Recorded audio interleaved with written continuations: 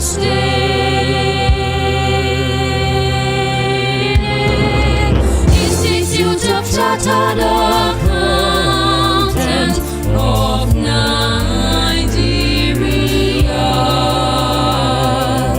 Noble ICAN, noble ICAN, your accuracy we cherish. We uphold your integrity.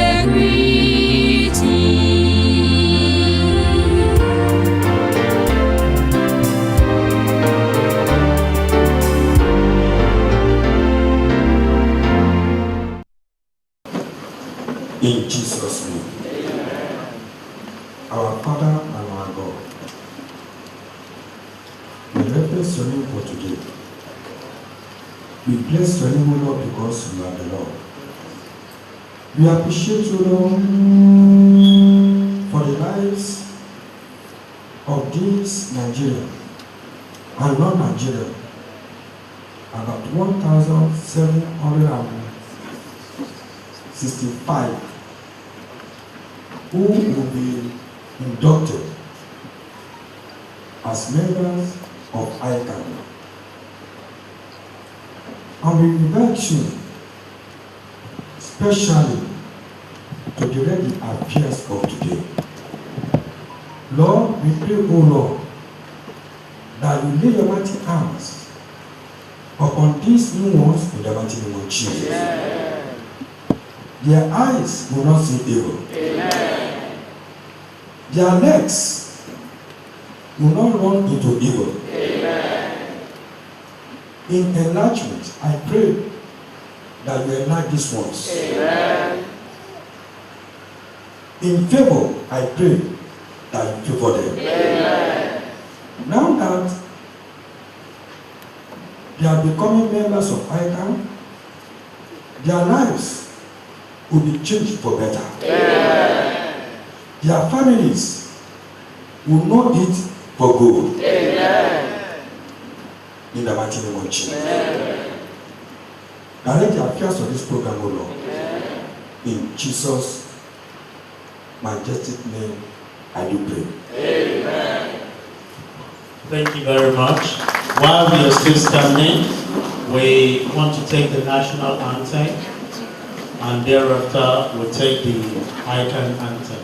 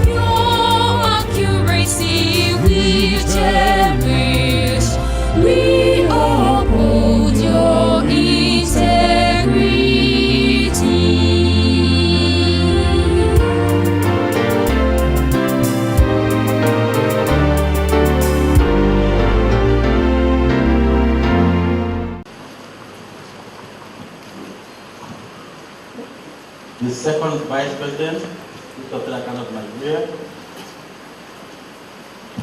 Council Member,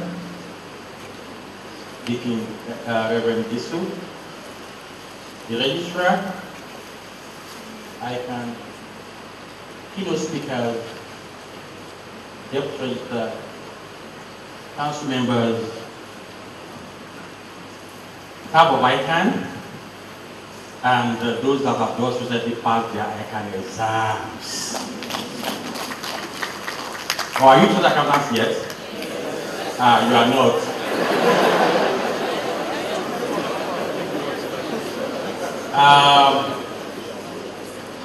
Almost 30 years ago, when I was like you, I was privileged to be called to an upgrade in my office. And the condition is that you must be a chartered accountant. Okay? And the chairman then was Mr. Kayode Naiju, former chairman of FRS, chairman, former Accountant General of Nigeria. When we presented our past your results, that's what we have now, is it not? When I presented to him, I said, okay, we have come for upgrading. He said, are you a chartered accountant? Yes, we are chartered accountants, sir. He said, what's your membership number? And we are saying, at least you are past ICAN, you are chartered accountant. He said, no. You have passed the examination of ICAN, the final stage. But ICAN has the right to accept you to membership or not. So, congratulations for passing the exams. Congratulations for passing the exams. Go back home. When you have membership number, come back and I will elevate you. So 12 of us there went home sadly and were cursing. Everything that we can do and buy it, we are buying it with all the courses. Because that will cost us 1 year. But later on, when I got in line with talk with the workers of council at ICAN, I understood what he said. So when I say fellow chartered accountants, as of now, you keep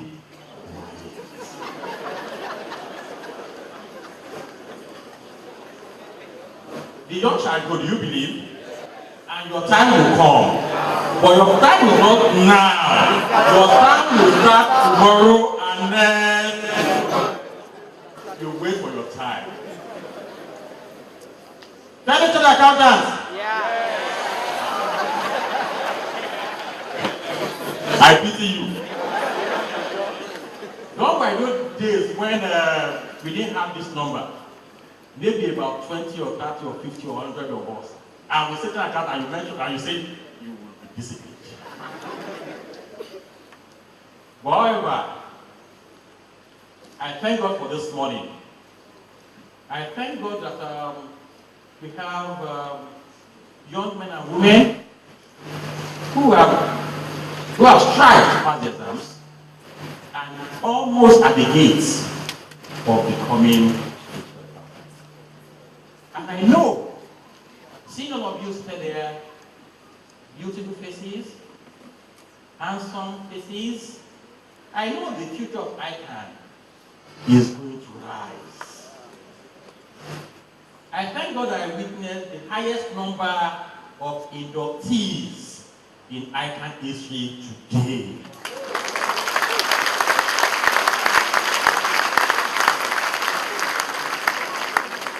And most importantly, that I'm lucky to be the one that would chair the record-breaking induction 2018.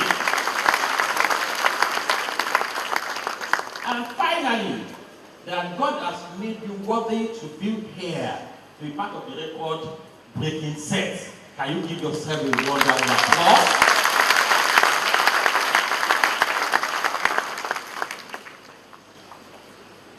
I'm popularly called MKO because of the legendary accountant that passed on. And I know God will raise another MKO in your midst. Say amen. Amen. I want to thank God for this opportunity and my pleasure seeing you. Enjoy yourself today and tomorrow. Join me with a rounding applause for Mr. John Owolabi, FC.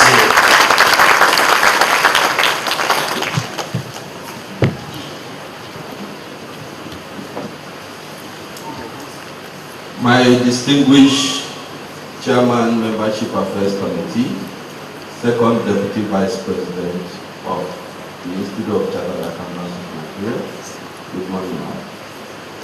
And the Chairman of the Subcommittee, MKO, thank you for that opening speech. My distinguished Council Member, Reverend Samson Disu, our distinguished guest speaker and resource persons,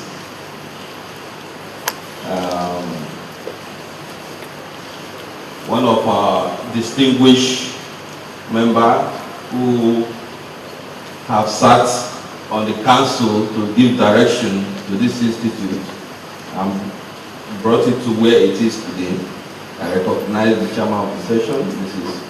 Orokeji Onosoya. I recognize Mr. Samuel Ogidan, who is going to introduce you into the world of entrepreneurship, and our distinguished members of the committee that have put all this together. Thank you very much for the good work. And may I say congratulations to all of you for passing the examination. Can't say congratulations yet, but maybe when the president has sworn you in, they say congratulations and welcome to the fold as a professional colleague. So let's hope tomorrow will be a great and better day. No amen? Yeah. All right, my task is very simple, and it's just to introduce you to what ICAN is all about.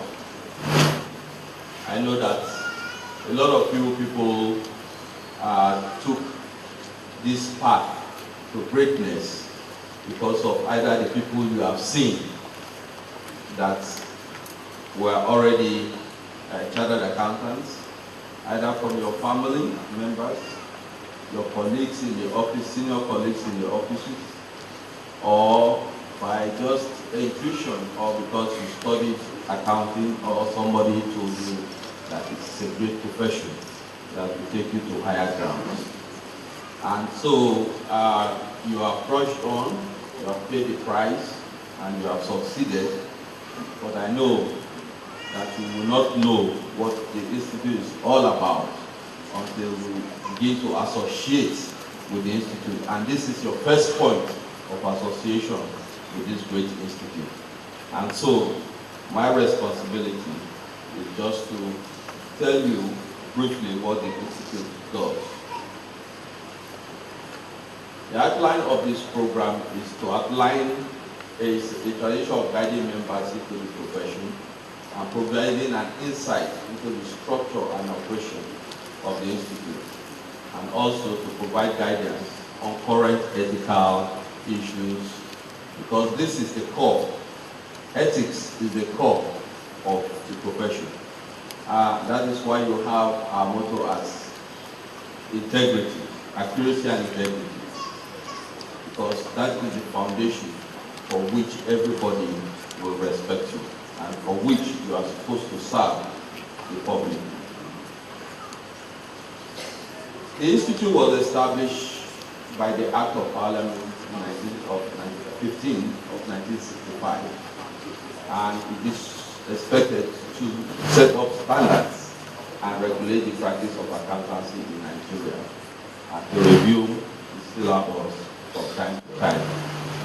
Currently, before this day, or up to this time, ICAN has certified 45,104 chartered accountants.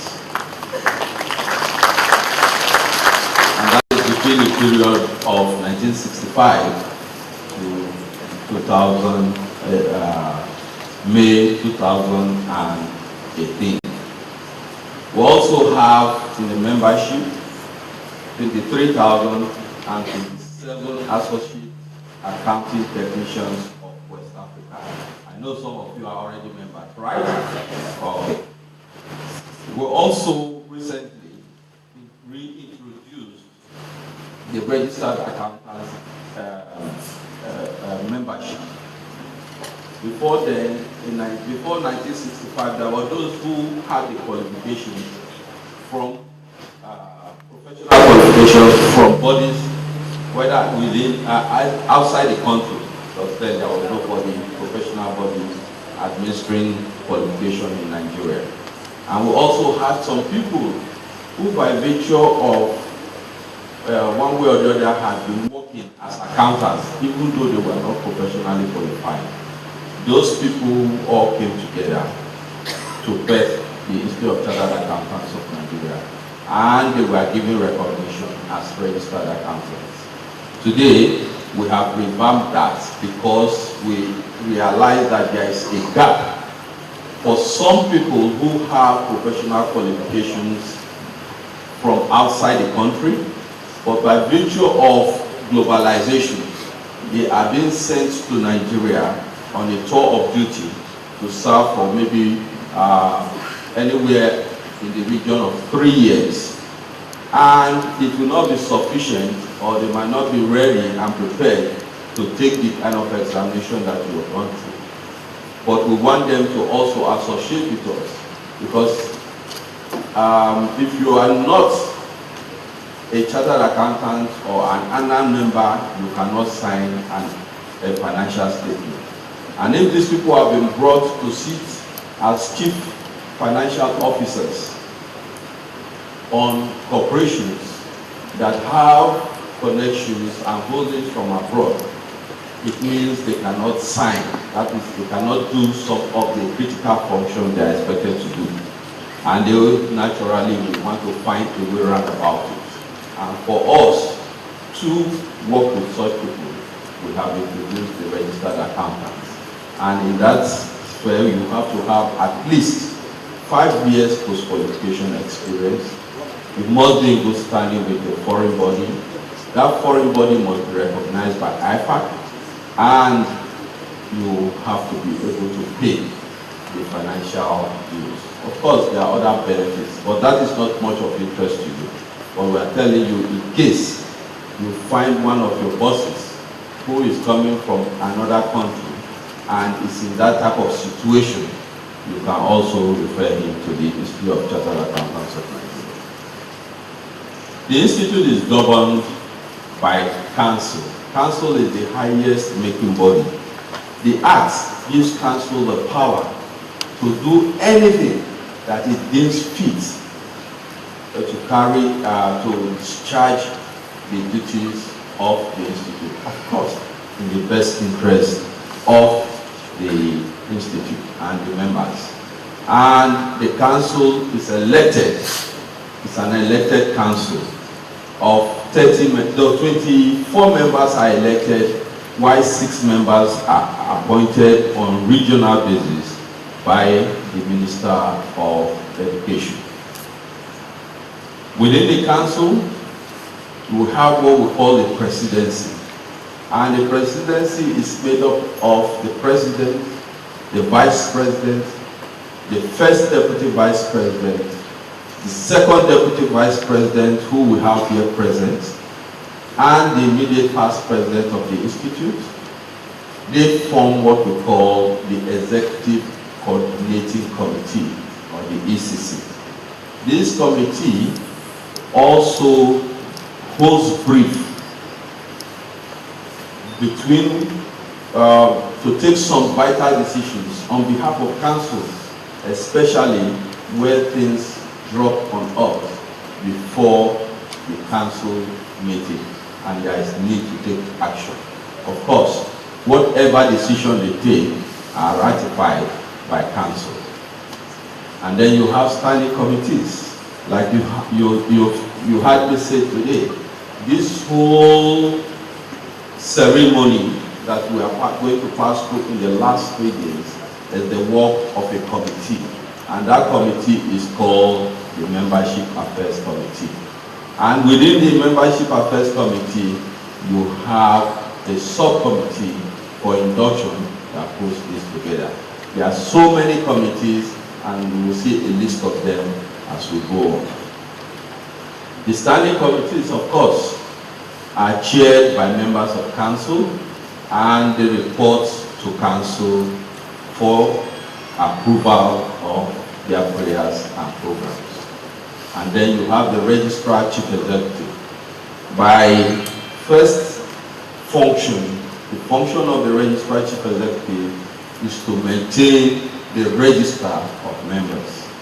So for those of you who are not smiling at me today, I might make an error and your name will not appear in the roll of the register of members. And until you come back and appeal and petition, and it goes to the second deputy vice president, and that is if I don't touch her, you will not be enrolled for some time. So I better have some smiles from all of you. All right.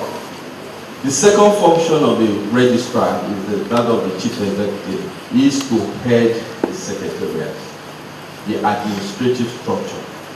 The council members are not full-time employees of the institute.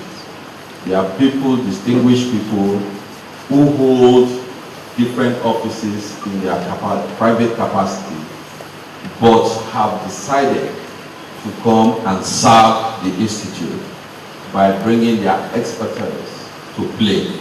And so, since they are not there 24 hours of the time, they need people to drive this function.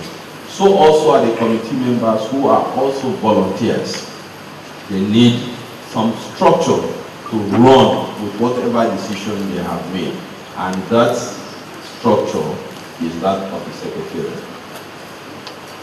Now you see some of the standing committees there. You have the F&DPC committee, you have District Society committee, you have Electoral Matters committee, you have Technical Research and Public Policy Committee, you have Membership Affairs Committee, which is one of the first committees you are coming, no, not the first. You've had, although you have not had contact with them, you have had the examination, Student Affairs Committee, will register you and grant you exemptions and keep your record as students, and of course, the examination committee will pass you through the eye of the needle. Congratulations for passing it. Give yourself a round of applause. You have also different other committees that will be of interest of you. So as you go, I believe these slides will be given to you, and you begin to look at all these committees because they are supposed to serve you when you become a member. You can see that there are so many functions that the institute is running, but we cannot run them enough with the secretariat. So we need a lot of volunteers who have been placed in some of all of these committees to be able to help you run. One of the critical committees that is there is the district committee, which every one of you is expected to belong. Well, in my church, they say the church is big enough to contain you, but small enough to reach you. ICAN is big enough to contain all of us. I'm talking of over 45,000 now. Maybe by the end of this time, we'll be going to about 47,000. But we are spread all over the world, as far as the USA, as far as Canada, UK, and so on and so forth. So you'll find that even within Nigeria, Nigeria is big enough and we are spread all over. But we need a place where we can easily also reach you. Not just to contain you, not just to make you member, but where you can actively play a role. One of the critical places you can play a role to serve the institute and your needs to be met is at the district society level. So within your vicinity, rather your place of residence or place of work, where you can easily, there will be some chartered accountants. And we expect you to participate by joining these district societies and become active in them. You also have the faculties, the faculty management committee. Yes, these are areas because accountancy is such a wide subject that you cannot cover them to cover everything about accounting just by doing financial accounting. There are issues that relate to ICT, there are issues that relate to business consulting, there are issues on taxation, there are issues on financial reporting, there are issues on audits, and so on and so forth. So we expect that you will be interested. We have 7 faculties. And of these 7 faculties, every member of the institute is expected to belong to one, but not more than 3. So you have a wide range. We don't expect you to be jack of all trades. We expect you to be master of 1, 2, or 3 of these areas as it relates to you. So you are expected to belong to at least one faculty. And these faculties are areas of specialization. So you can be an accountant who is interested in IT. So you have a place, a role, a platform to interact and share your knowledge. If you want to be, if you are in audit, you have a place where you can you can interact with other auditors and even carry out forensic specialized activities there. If you want to be in the business advisory sector, you can join the ICT and business consultancy. So there are 7 different faculties. I enjoin you to go there, look at them, and join the one that you want. We also have the Employment and Entrepreneurship Committee. Like we have said, Mr. Ogidon is a specialist in entrepreneurship and is going to take you onto that world. And you don't have to be a bookkeeper or a chartered accountant only. You can be an entrepreneur, and I think I will leave that for him to share with you. We have other support for even small and medium practicing firms. We have support for even the big ones. We have the Young Accountants Networking Committee for those of you who are so young that you have a role. So wherever you are in this institute, you have a place that you can hang your foot. And also, as a support to members, we also have the Employment Bureau. The Employment Bureau is also a place where you can upload your CV and people search through, and then we can refer you if you are in the need of changing jobs and so on. So who is the registrar chief executive? I've told you about that. I maintain the registrar of the fellows, the associates, the registered accountants, and I assist council to carry out their decisions from day to day. The secretariat is the administrative organ of the institute, and we have several departments. Yes, at the last time we were talking, we have about 17 departments, but like every other thing, it's subject to change. Now, these are the faculties I just mentioned, so if you just look at them, you can search through on our website, and you find one that is close to your heart, one you will be interested in joining to learn and also to contribute your knowledge. The district societies and chapters, we have them all over the place. In Nigeria, I think we have close to 50. In the United Kingdom, London, we have 1 to take care of our members. You know, Nigerians travel a lot. We like to explore other lands. So we have a lot of chartered accountants in the United Kingdom. We have a lot of them spread in the United States of America. We have them in Canada. We have them in Cameroon. We have them in Malaysia. And so wherever you go, if you leave this country today and you are going to London, either to change, to relocate, you will have some people that can guide you, and that is the essence of having that district society. The membership rule is when you are, for you to become a fellow of the institute, which is the highest rank, you have two categories. The 5 years rule. For the 5 years rule, you have to be a licensed, you have to have a license to practice, which means you must be a partner of the firm. So for those of you who have been training for so long, and now you have qualified, and you have attained those 30 months experience or 36 months continuous experience, and your firm wants to make you a partner immediately, you have within 5 years to become a fellow. But if you are not in practice, now don't get it confused. That doesn't mean that you are working with KPMG and you have been there for 5 years and then you think you can be a fellow. We will not grant you fellowship until you become a partner. That's where the 5 years rule will apply. If you are working in a small firm and you think that because you are working in audit, then you can get the 5 year rule will apply to you, will say no. Until you become a partner, that means you must have applied for and obtained a license to practice. Then the 5 year rule will apply.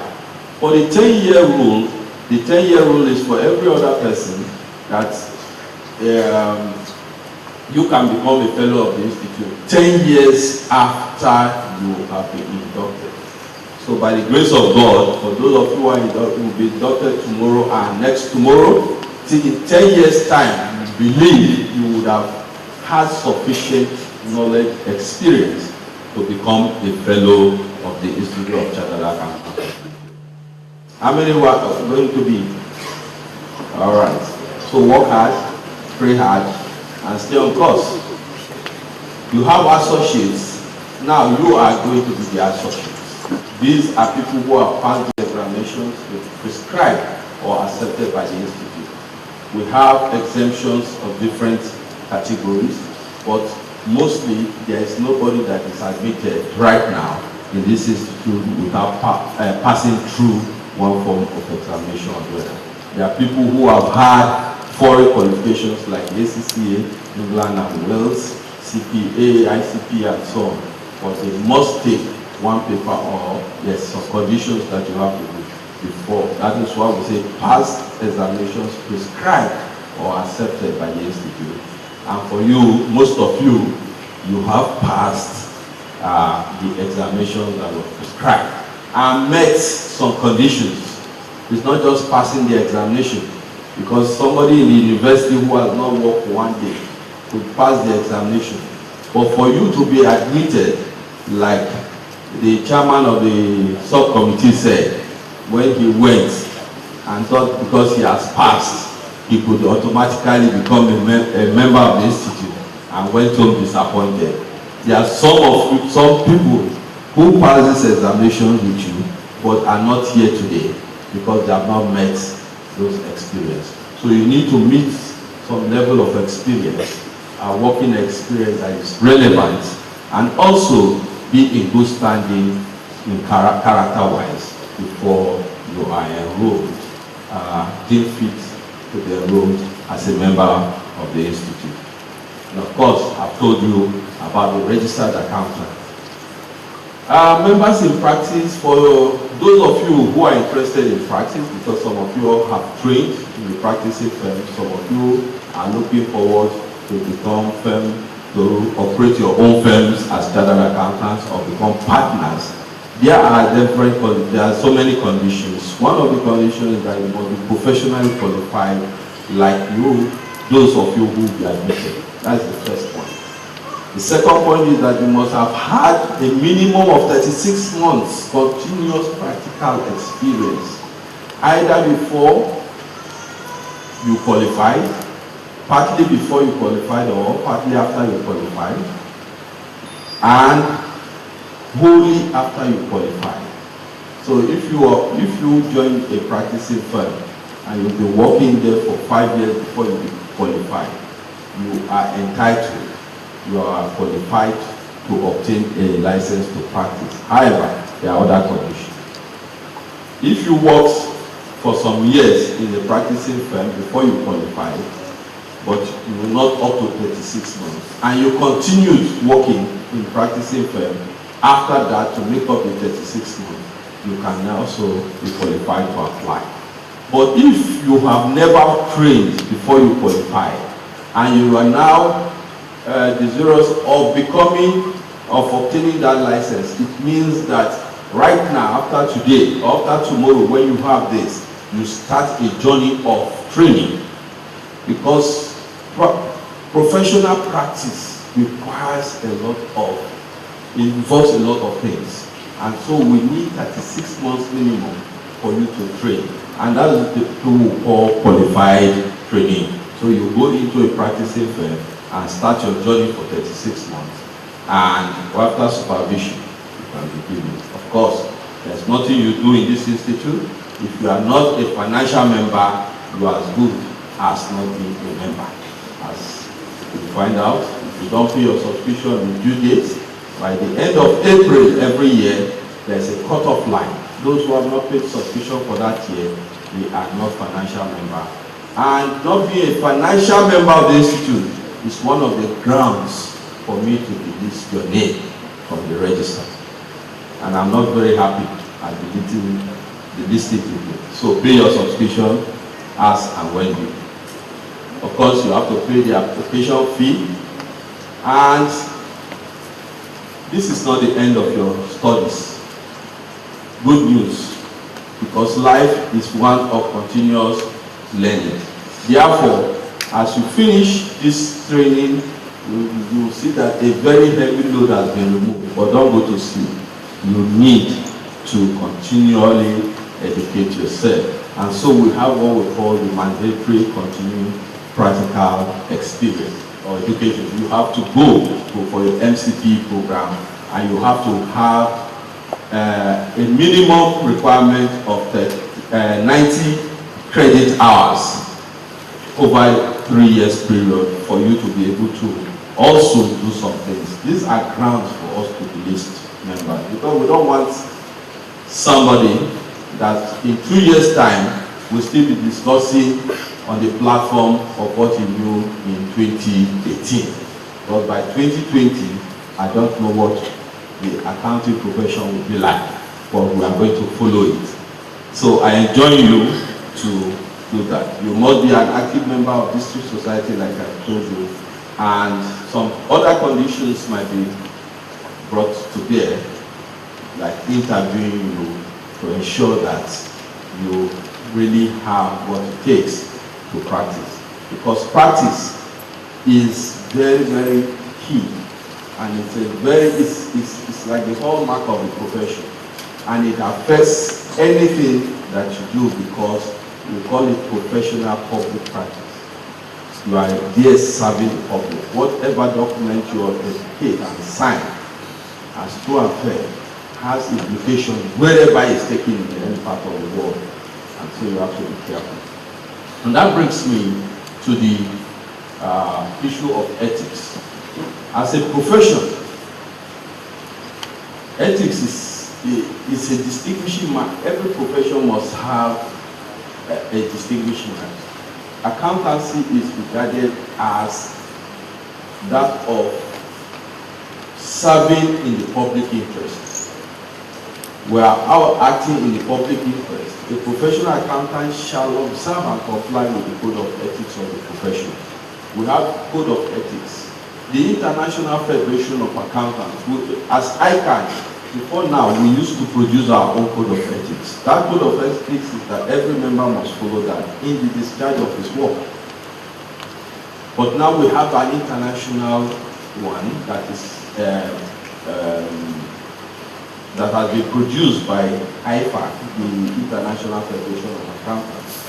And ICAN has agreed that rather than replicating and duplicating its efforts, and because we are playing a global field, no longer in Nigeria or in Lagos, we are now talking internationally, we have to up our game. And we have decided to go and adopt that standard, that code of ethics. And so I enjoin you to go into the website, download it, and you will see what it takes for you to discharge your job. I've told you about the IFAC, which is the Federation, International Federation of Accountants, and it's the umbrella body for all accountancy professional bodies all over the world, and represents over 3 million accountants worldwide. And ICAN is a member of that body. And the code establishes the fundamental principles of professional ethics for professional accountants and provides a conceptual framework that professional accountants shall apply to 1. Identify threats to compliance with fundamental principles. All of you did. I know some of you did MG, so you have idea of what I'm talking about, right? Okay. So there are principles, there are fundamental principles that are there that guides us to do the job. And so, what does the code do for us? It shows us, it helps us to guide us to see that these fundamental principles that we are expected to apply, when we come to reality, we are able to measure and see whether we can comply with it or not in the spite of our. And then, when you are able to identify it, you will be able to evaluate whether there are significant threats for you to do the job. If you come to a place where people are supposed to give you documents for you to carry out your job, and they did not give you the documents, and they want you to write a report, how are you going to do that?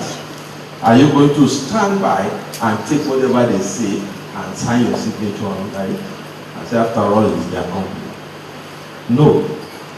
You will look at that, how the code will tell you how to react to that. And then you will also apply safeguards, because there are safeguards for each of these threats that you identify. There are safeguards of how you can apply it to reduce the threats to variable limit. And then the code, the last one, has about 3 parts. One is the fundamental principles, so it tells you all about what you need to know about ethics and the professional accountant. The B part applies to professional accountants in public practice, and the C part applies to professional accountants in business. And of course, there are other things like the NGOs that codes are being developed for them. So what are these fundamental principles? You all know this, so I won't go into proper definition, but just to recall that 1, integrity is the first one. Integrity is the first thing. Whatever you do, when it's subject to the test of integrity, you must pass. And if you find that you cannot pass it, then you don't touch that one. So is objectivity. And for you to be able to be objective, there are certain principles you will use. Standards are there for you to do. So it's not a subjective thing, so that I can see white and say, well, based on my own, I'm seeing red. There are standards we will apply to everything that we are doing that will confirm that we have the objective. Professional competence and you care. How do you do a job that you are not trained for? I told you, if you are going to go into practice, you must have trained in the practice. You can't be a surgeon or a consultant in a hospital as a surgeon, even though you have passed your first degree as a medical doctor. You must go to an area to specialize, and that takes years and so many examinations and practice, because you are dealing and you are being held as an accountant, as a chartered accountant, in the organization, in the public view, everywhere you are held in a very, very high esteem, that people can say, whatever you tell me is what I follow. And that is why whenever there is a problem in any company, they say, but the accountants sign and say this is a true and fair view. So why did it fail? Accountants, they will not even go to the engineer. Even when the building collapsed, They will go to the engineer first. But the accountant, you told us the report you gave us is true and fair. They will not go to the managing the board that signs, breach the code, because they expect you as the accountant to have integrity, to be objective, and to be competent to say, yes, this is true, and no, I will not do this, and stand by it. Confidentiality is one of our key. You don't just spread what here. Something that has been given to you confidence, then you go back to the public and begin to tell them, come, I've seen so in that. Now, but when we go down, we will find that there's what we call NOPLA. NOPLA is non-disclosure of laws and regulations. Now, accountants, we have gone beyond hiding under the cloak of confidentiality to say, like what we read in our books and say, you will not disclose what you have had. But when you know that your client or your principal is doing something that is wrong, and you have called him and said, well, this thing you are doing is wrong, please go and comply with the law, and they refuse, then you have responsibility to expose it. IFAC has published that, and ICAN has adopted it. We'll talk about this briefly. Then your professional behavior. Of course, as a chartered accountant, there's a certain way we expect you to dress, there's a certain way we expect you to talk. You cannot be a chartered accountant and be talking like a motor park town. So what are these threats to fundamental principles? Self-interest, my own interest. How will it benefit me? Okay, the man has given me so much money. So, sorry, I think I have to rush too quickly. So you know some of these things: threats, self-review, you can't review yourself, advocacy, familiarity, intimidation. I won't run through all of these because they are written and you can read about them. We'll talk about ICAN and the code. I've told you that we have adopted the code and the revised code, and so it is okay for you to be familiar with them. Professional discipline in ICAN, we have rules and regulations. We have a process of disciplining our members, which is important. If they report any of you to me, that's my responsibility. If I receive any petition against you, I'm going to take it and give it to the investigative panel. We have what we call investigation panel. That panel is going to summon you, tell you that this is the petition against you, and these are the evidences. You bring your defense, the committee, the panel members will look at it. If they find you indictable, they will send you to what we call the tribunal. The tribunal is a court that is presided over by the president. If you are found guilty in that, there is level of discipline. We remove you from the role. We can suspend you for some months, but it has that power that you cannot take it to the high court. After that place, after that judgment, the only place you can go to is the court of appeal. So please comport yourself so that you don't fall into the disciplinary process. All right. So this is the doctrine I was telling you about, and it's a framework to guide professional accountants about what actions they must take when they become aware of a potential illegal act committed by a client or an employer. So if you read further, you will see what we have done about that. But ICAN is also operating in the interest of the public. And so the council has established what we call the accountability index. This accountability index is to measure the level of transparency of state, federal, and state governments for now, relating to all the rules, the financial rules and regulations, which you know when you are doing public sector accounting. We talk about the constitution, we talk about the financial act, and so on and so forth, the budget and so on. There are certain things and time that have been set in all these documents that governments are supposed to comply with. And we want to find out, are these things there? Are they readily available to the public? Were they done within the time frame that the laws and regulations say they should be done? We want to see all those of performance. And with that, we do a ranking of the from state to state. We have, at the last conference in October, published the first work done on this, and I tell you the response has been great. And with that, I will just conclude by telling you that ICAN is not operating as an island. It has a lot of affiliations all over the place, starting with the IFAC. We have the PAFA, which is Pan-African Federation of Accountants. We have ABWA, which is Accountancy Bodies in West Africa. We also are mentoring a lot of professional accountancy bodies like ONECA in Cameroon, in Niger. We're talking to the Liberian Institute of Certified Public Accountants. We're in discussions with other professional international bodies because we are operating at that level, like the Institute of Chartered Accountants of Uganda, the South Africa Institute of Chartered Accountants. We are members now of the Chartered Accountants Worldwide, and so many other things that we can see. Thank you very much.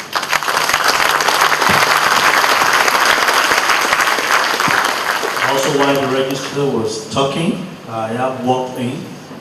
He's been coordinating the affairs so that you can feel very comfortable. The Deputy Registrar Corporate Affairs, Mr. Mukaila Lawal.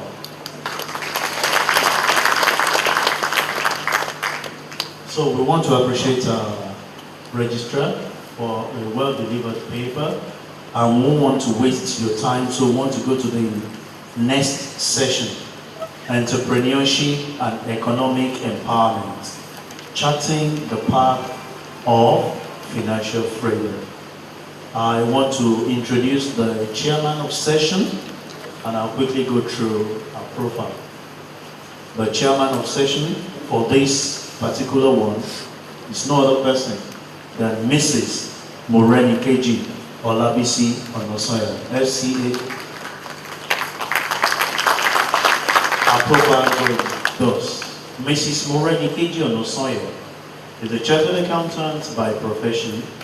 She had her early education at New Era Girls Secondary School, now Surulere, Lagos.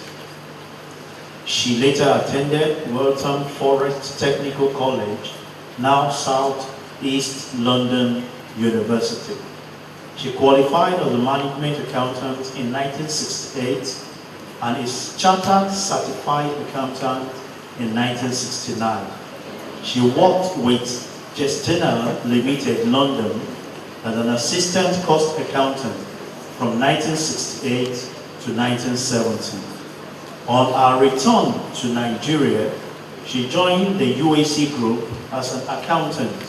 She worked at the head office, holding various positions, before she was transferred to the division in 1984. She returned to the head office in 1992 as the head of finance and an executive director, and retired at the end of the year 2000. She is a fellow of ACCA and served as the local correspondent for several years, as the country representative on the International Assembly for 5 years. She is a fellow of our great institute, the Institute of Chartered Accountants of Nigeria,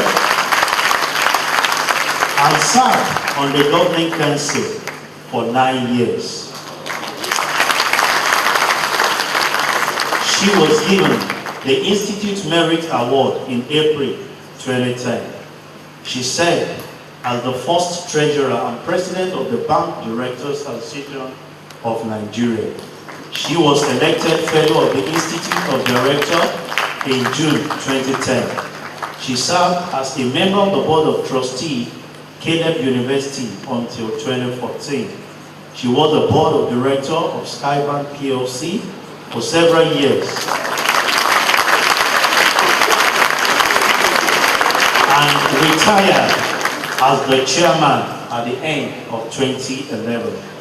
She is a board of Perabin Limited and managing director, Owners Bank Limited. She is happily married with children and grandchildren. Join me to celebrate a woman of God and suffering, Mrs. F.O. of Marcella.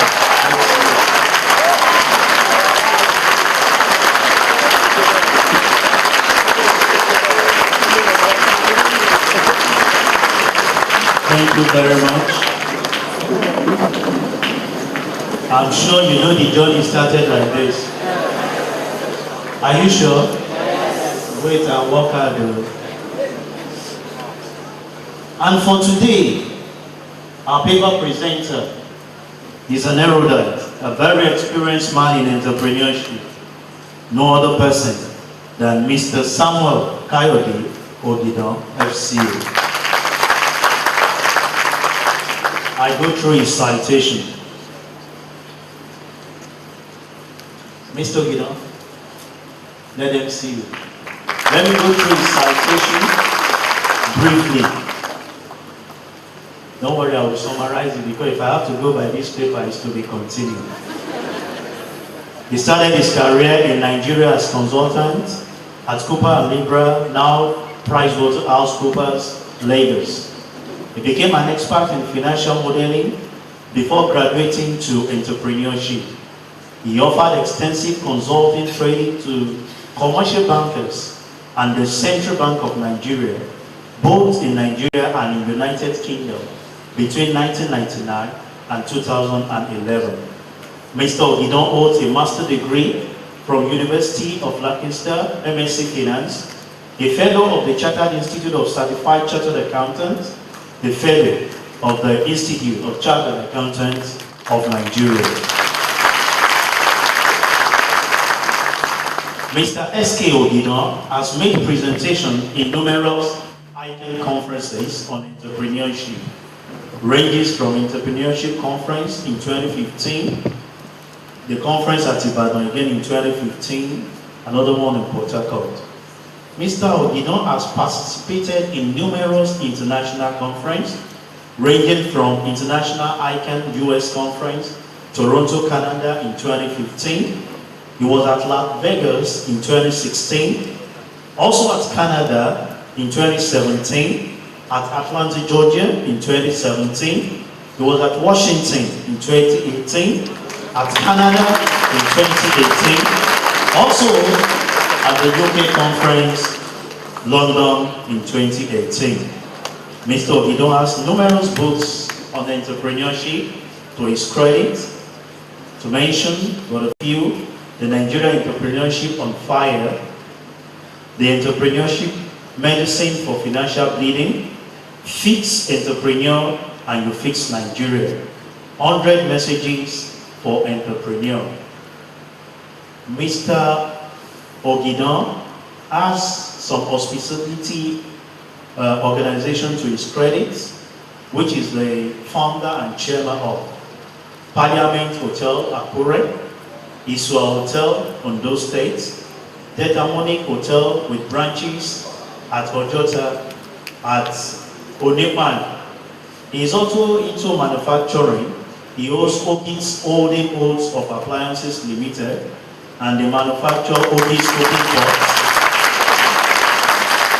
metal fabrication. He's a management consultant in building renovation, electrical work, plumbing, painting, name it. He did not end there. He also a vast person in estate management, where he has substantial investment, not just in land, but in buildings. Join me as I celebrate Mr. S.K.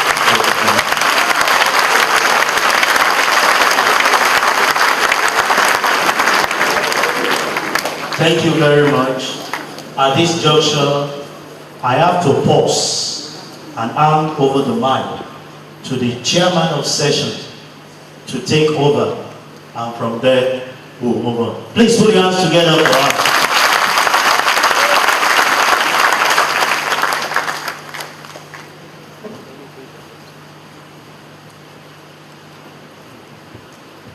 The second Vice President of ICAN, Mrs. Comfort Olujumoke Tayo, FCA. The Registrar Chief Executive, John Ebodai, FCA. Please permit me to rest on all the other protocols. Everyone is recognized. Good morning to every one of us.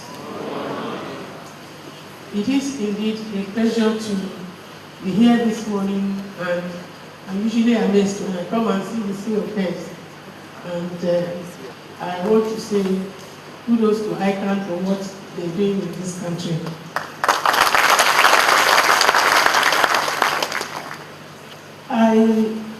My own duty this morning is very, very short, which is simply to introduce our paper presenter.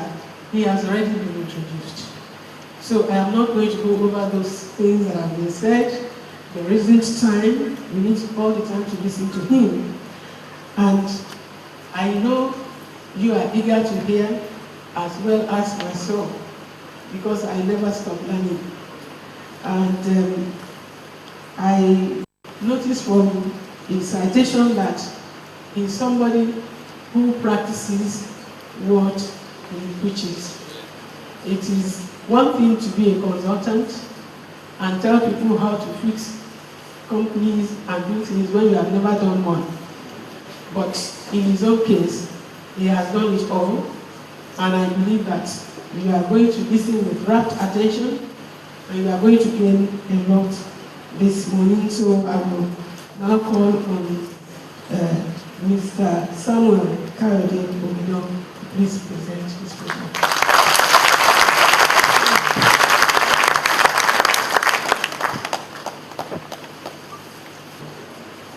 I am going to stand on the existing protocol.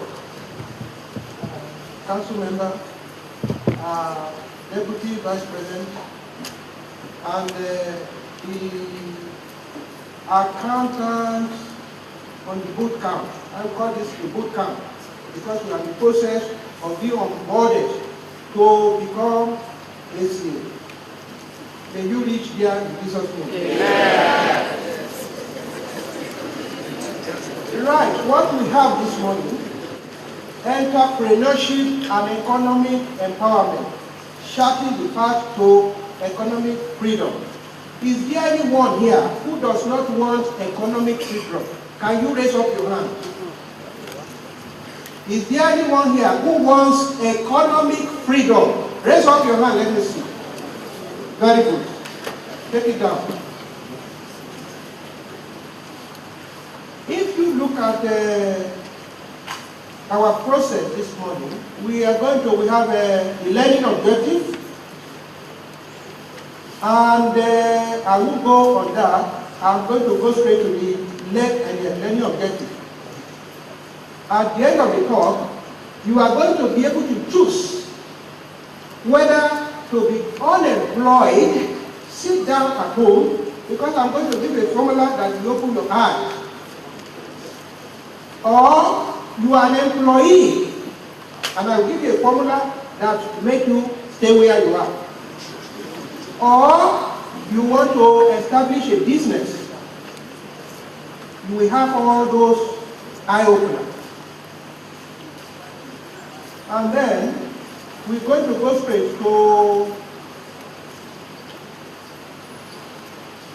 the first model. It's a graph. It is a graph. I'm not sure, yes, you are looking at the graph of what? Have a look at that graph. Have a look at it quickly. And you will see from that graph, you will see the life of a typical professional person, especially chartered accountant. This way you are going. So that if you step on the same flawed all the time, you're going to get the same result. For you not to make a mistake of the others, you've got to do something different.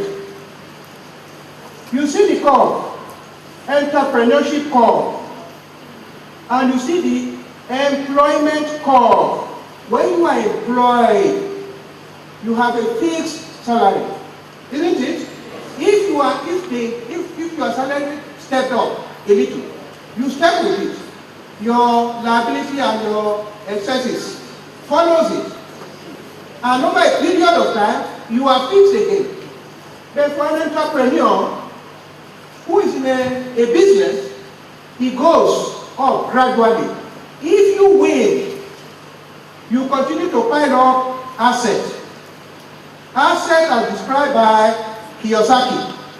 That's the simplest form of asset. Asset is asset brings money into your pocket. That's what Kiyosaki said. Robert Kiyosaki. Anything that brings money to you is an asset. Put this at the back of your mind. Let me tell you, take your notes. Scribble down. I want you to scribble down the terminologies used by accountants that have been, I'm going to give you 30 seconds to do that. Terminologies used by accountants. What are they? You go to profit and loss. Profit and loss. Who use those terminologies? Are they not accountants? Sales, turnover, gross profit, profit before tax, profit after tax, net profit, and then you move to cash flow, cash balance. Move to balance sheet. All sorts of items are there. Fixed assets, current liabilities, capital, equity. What have you there? All are what? The accounting terms. That is so. Listen quietly. You have been able to scribble them down. Make sure you scribble them down. These are terms used by accountants. There is no other profession uses these terms like accountant. If somebody comes to even a shopping center or the middle of the road and begin to shout this kind of words, terminology, what will you flag that person as? Accountant. No other profession uses that language except accountant. And there is a common denominator for those words. All those words can be flagged into one basket. They are for word creation. They create word. They will create word. Do you think there is other thing they can use those words for? It's not for making heaven. You don't take them to the church and begin to. What I want you to do this one, we will get there. Note that accountants, with their terminology, all those terminology put together, the sole aim is to create wealth. Either you are creating wealth for yourself, or you are creating wealth for somebody. That's all about accounting. That's all. Otherwise, why bother? Why do you want to bother? It's not the time used by doctors, not engineers, no other person throughout the whole world. That is how it has been. So, you know you are into it. You are already in the bucket. Right. Let me go to the first equation. This is an equation by Kiyosaki, Robert Kiyosaki. The popular, he wrote in Poor Dad, Rich Dad. How many of you read it? Right. This is the quadrant, the quadrant of wealth which he created. Quadrant of wealth is a model for wealth creation. You listen carefully. If ever you want to create wealth, you think about it. Who are those people? Every one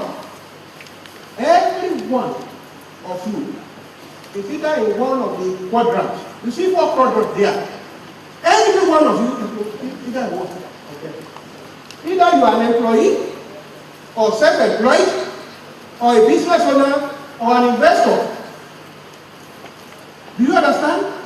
If you are not, I am going to give you a model where you can calculate or determine the kind of wealth you have.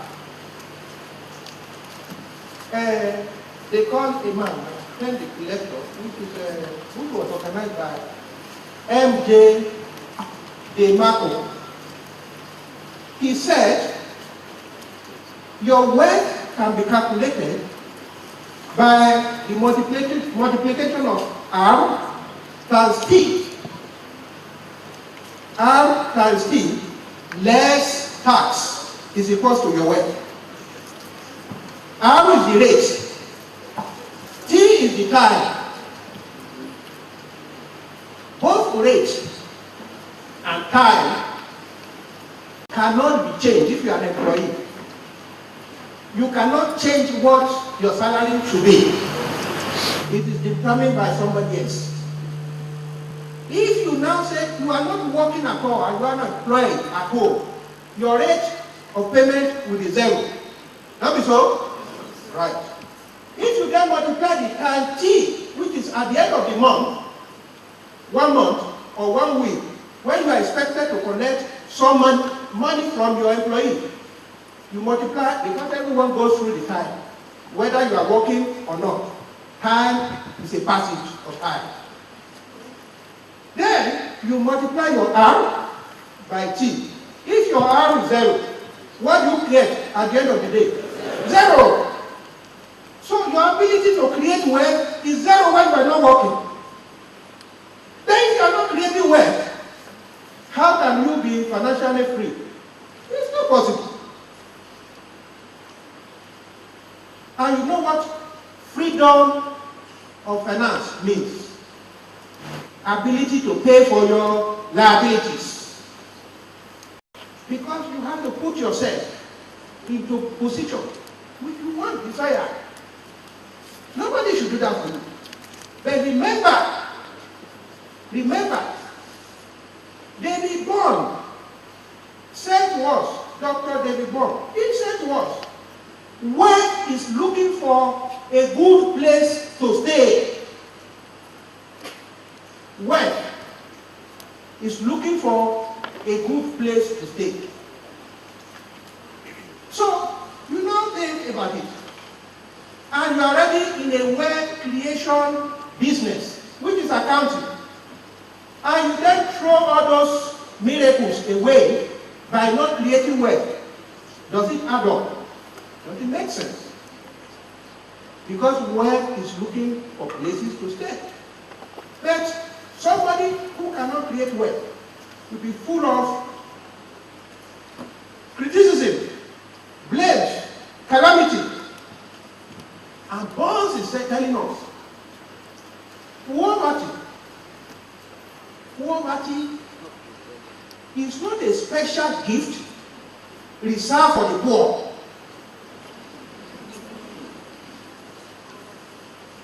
So if you are poor and you think it was a gift by God, God, you made me so I cannot be rich, or my fellow politician, or the roadblock, or traffic goes slow, or whatever reason was the reason why I'm poor, because I couldn't go to work during the rainy season or rainy time. You always know that a time will pass very quickly. So for you to now be able to calculate your wealth, you have to be at least an employee. So if you take the rate of pay, now if you are paying 100,000, if you are paid 100,000, you multiply by time T, which is 1 month per month. 100,000 times 1 month. Your wealth becomes less tax. It becomes how much? 100. So you are going to per month. If you want to make it per year, you change the time to 12 and you multiply by 12. So that's as much as you can get. So you think about it. At any particular time you can calculate, because wealth is a cash flow. as much as money flows to you, that is the amount of value that you have. But don't forget, the certificate that ICAN is giving you tomorrow can be converted to equity capital. It's like a stock market certificate. It's not different. It's an equity. They're not giving you paper to go and put down at home and then relax. It is an equity. So you know equity, you don't spend it. Do you spend your equity? Of course not. You use the equity to make sure it works for you.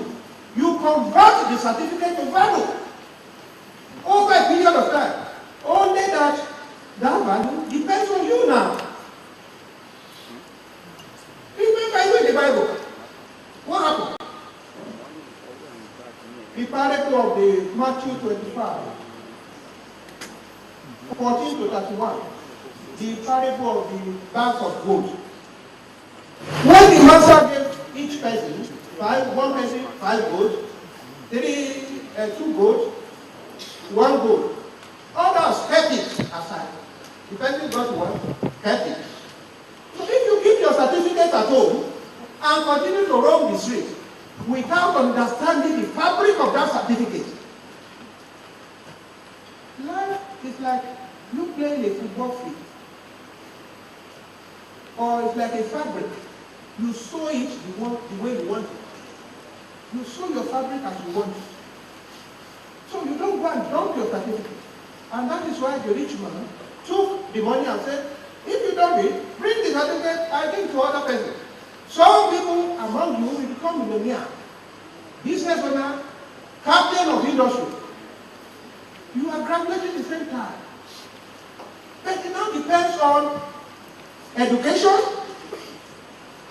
David Law said it is a matter of education and ability to be optimistic about life that will make the difference between a third world and a developing world. And remember, poverty is ravaging the system. Like Richard Stambard said, images of poverty is everywhere. Images of calamity is everywhere. But you don't complain. You don't have to complain because those things will be there forever. Traffic jam will always be in our cities. December will always precede January. December is a festive season. True or false? True! And January is a very dry time for salary earners. So it precedes December. And you will complain this January, next January you are still complaining. And the other January come, you are still complaining. Are you not aware that January is coming again in another year? Accountants should not complain because Jackman, who doesn't know Jackman? The Alibaba man. He said the only difference that he made in life, he was a teacher. He went to KFC. You know KFC? It's an eatery. He went there, 5 of them went there. They employed 4 of them. He was not taken. Can you imagine? Jackman said he went to eatery for an interview to be employed as a server, to be a service at the counter. They didn't employ him. He went to the police. 24 of them, 25 of them went. They recruited the 25. He was the only person not taken. This Jackman, he said up to today, he doesn't know how to operate a PC, personal computer. Go and read it. Yes, he's sitting on top of billion naira empire, which is IT based or computer based. Yet he does not know how to operate computer. My first business, after I left Upas, was on networking. I network my company, not me, my company network Moloney branch of First Bank, Ota branch First Bank, Warri branch First Bank, Wema Bank, Ebutero, Obokoso branch of First Bank. I network it. Central Bank, Jos. I network it. Networking, I know nothing about networking. So this was a breakthrough for me. You don't have to say you fix yourself.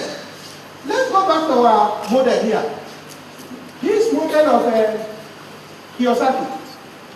The two sides here, employee and self-employed. They are just employee. Employee is looking for a job. He has a job with somebody. I mean, right. Self-employed also have a job. Most accountants, they move for employee after some time to self-employed. And that is where they last. No one, very few people on the left side will be able to create wealth. Don't deceive yourself. Self-employed and employee. Very few people, except you are put in a sensitive position, like a politician, where something extra is entering your pocket. You remember what Akmoglu and LPC said in 2005, why nation for the extractive nature of our country, institutional and political extractive nature of our institutions is the reason why people are able to put their hand into the coffer and extract put something in their pocket. That's the only thing. Otherwise, everything has to be on perfect market operation. No one, employee or self-employed, will be able to make money or create wealth. And if you don't create wealth, you cannot be financially free. So it makes it difficult for accountants to move from self-employed to a business owner. What they fail to do, I'm going to tell you, what you fail to do, or the people in front of you, what they're failing to do is because they are failing to create systems. Because as a business owner, you need to be able to create systems to operate without you being there. Do you understand? And accountants, when they are self-employed, I cannot leave my office. And when they leave the office 2-3 days, they are back to the office because the whole office will tumble down. Nobody works well. They don't like their staff. Because if you send your staff to your client, by the time he comes back, he has taken your job. So you hold it very tight. So they continue to work very, very hard. And this is the kind of people Kiyosaki described as, these people are chasing money. Accountants are chasing money instead of allowing money to work for them. You don't chase money. You let money work. The little that you have, let it work for you. And that is why what the investors are doing. So you establish business in every aspect. One thing a accountant doesn't know how to do is to be able to sell the first item on profit and loss. What is it? Turnover. Seek ye the kingdom of God. Other things can be done. If there is no turnover, there is no other thing, no cost of sale, no profit, no gross profit, nothing. So you must be able to capture sales. So that sales we're talking about, you set a system.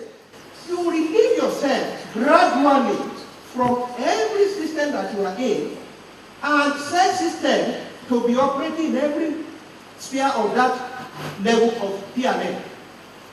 Do you understand what I'm saying this? I'm just summarizing it. It's a big subject on its own, but I'm just summarizing it. Same system, you have it.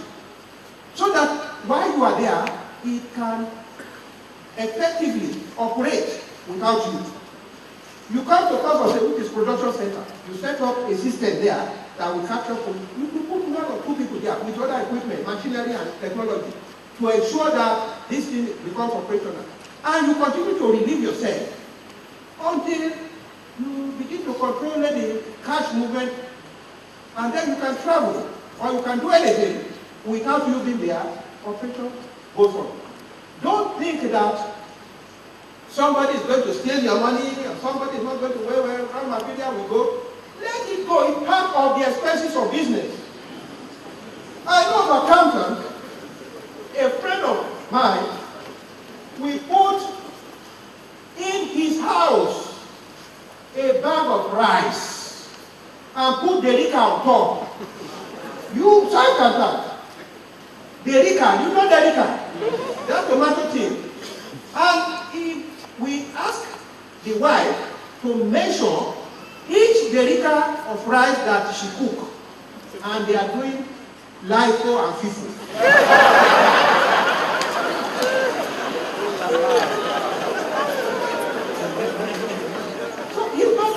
Forever. So you choose where you want to be. There are people who will never be on the right side. It's a matter of you wishing to be there. Where do you want to be? How do you want to place yourself in the society?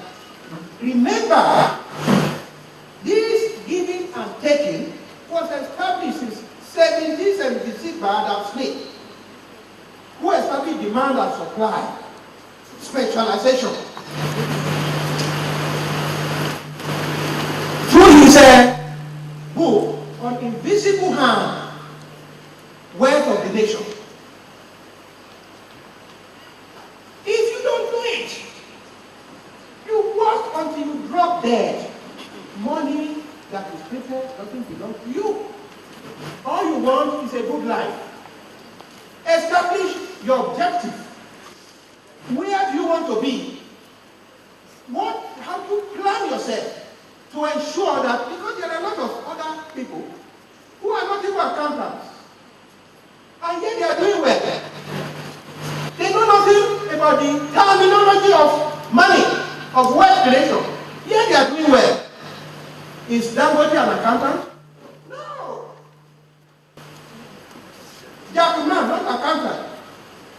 Warren Buffett told us he had to study accounting in some of his subsidiary subjects while he was doing first degree and master, he had MBA. That accounting is very key to success. Accounting, you already have it. You got the equation for measuring weight. I'm going to give you another equation. This one is by Dan Locke. He said, when creation is triangular creation of wealth. You know what a triangle is?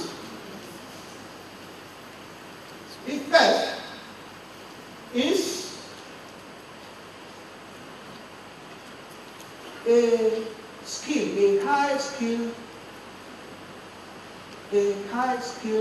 that will give you a high return, a high skill profession, a high skill profession. That is the first arm of the triangle. The second arm is a scalable business. The third arm is a high return investment. Three sides of the triangle. Skill, high skill, return. A skill that can give you high quality intelligence to be able to drive the market. What have you got now? That's it. SCA. You have been onboarded to become SCA and you have been on it over a period of time. Did you not study hard to get this? This man said he doesn't advise anyone to create wealth except they have a high skill that can return on a high investment, such as accounting. Once you have this now, that means you qualify in his own model to be able to create wealth. Do you understand what he's saying? He's not going to take you out. Because he said, if somebody comes to me now, since I learned about that, anyone that comes to me and says, how can you make me an entrepreneur? I will first of all ask that person, what is your skill? Are you a doctor? Are you an accountant? Are you an engineer? Who are you? That's the beginning. So having known that, then I will now say, okay, fine, you're an accountant. Fine. In fact, you've gone 2/3 of the way. It's not to move yourself to a scalable business. If you don't yet have money, you now look for a scalable business. Business that scalable means that business that you can invest in without a huge capital outlay.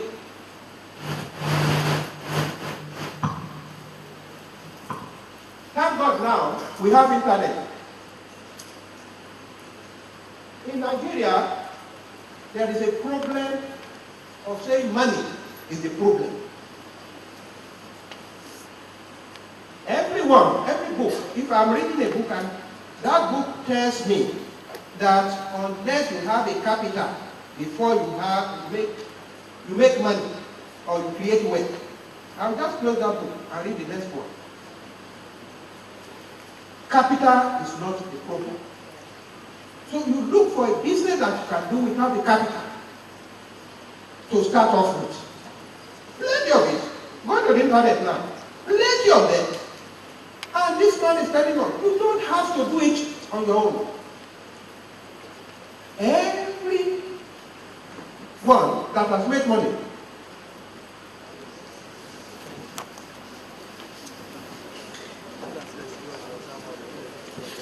so let's rush to the next I don't know because I have so many equations here. Who has learned of the rule of 7? Rule of 72. Raise up your hand to know rule of 72. Rule 72. If you don't know it, you cannot start out. Because that's what you are going to use as investor. Rule of 72. I'll quickly give you the summary of rule of 72. If you are putting money in market at all, you take 72, it's a rule of thumb, and it's been researched on, and I use it.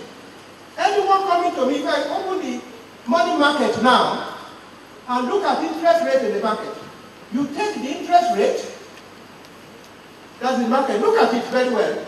Take 72 divided by the interest rate.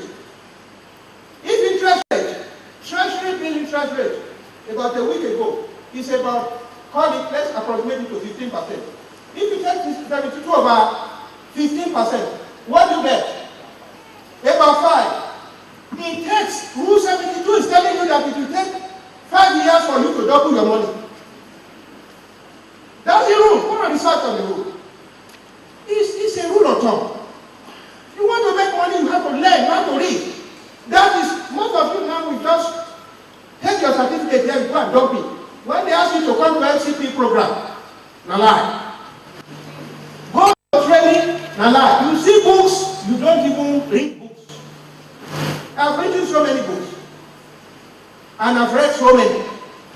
Use Rule 72. The bankers are killing us. Not killing us, they are in the market to make money. Look at their interest. The interest they give you on fixed deposit or whatever is less than 5%. If you divide 72 by 5, what does it give you? 15. It takes you 15 years to double your money. Will you now put your money in fixed deposit or treasury bill? It is treasury bill. Come on. And when you go there to loan, take a loan from them. What is their interest rate? 30, 25. Divide 72 by 30. What do you get? About 2.5. It takes them 2.5 to double their money. That's the thing. Come on. That's the rule. I want us all to know this. If you don't know, you can't manipulate the market. These are instruments for you to use. It's been said by Samuel Smiles, 1855. It's been said, which was a book reviewed by Keith Joseph. British education minister during tertiary education, except you take your mantle, except you educate yourself. Even Jackman is saying, you need to educate yourself. You will not win. Because out of education, you work so hard to achieve your qualification now. And then everything goes down. And that is the end of it. So except you are growing educationally through all sorts of channels that ICAN is using to help you, you need to use them. The opportunity. LCD program is an opportunity for you to go and enlighten yourself. Except you do that, you are not going anywhere. Because even white boys, they know everything about all this one thing we are doing. So you have to go above them. So I am going to, unfortunately, time is not on my side. I will just show you my books. I have 100 messages for entrepreneurs. I have a book, Entrepreneurialism, Medicine for Financial Bleeding. Fix Nigeria, Fix Entrepreneur in Fix Nigeria. I have them here. And this is Nigeria Entrepreneur on Fire. In the corner there. Get your hand. I'm not asking you to buy only my book. Buy every book. If you cannot spend little money on yourself and you want to create wealth, for God's sake, count yourself out of it. You must be able to equip yourself. It is the person, human being, who creates wealth, not the system. The government or politicians are never going to create wealth for you. If you are waiting for that, you have to subdue yourself to a micro or mini-micro level, whereby they give you all these their entry program, empowerment program. That's not good for you. You move away from that stage. So it's not there for you to not move upper and even higher up than them who are creating those wealth. So I hope you to listen, work on yourself. That is the most important thing in life. You must work on yourself. Yosaki is saying it, Pareto who is saying it, Charlie, Robert Charlie, 2005, he said, why is my idiot friend rich and I am not? Because you are too intelligent to be rich. You are too intelligent. Because you are always looking at the probability of doing this, the analysis, that analysis.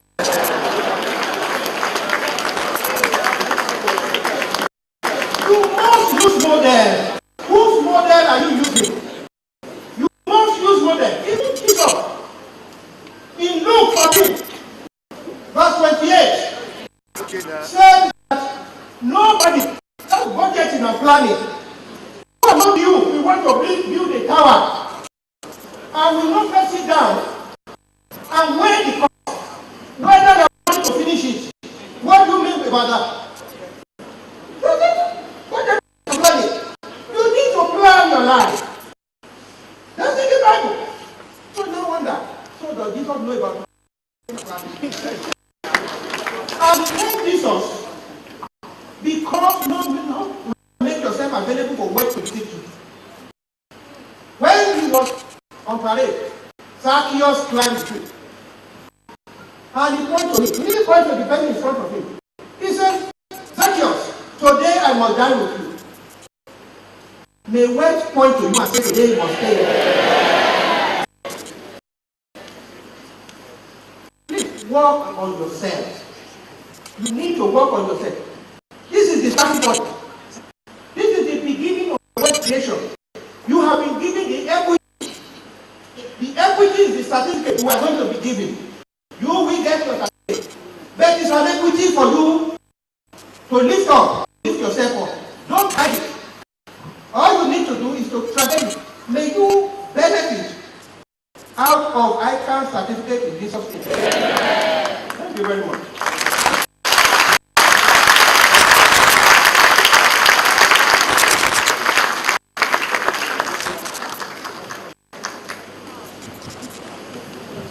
I think this Togido deserves another video.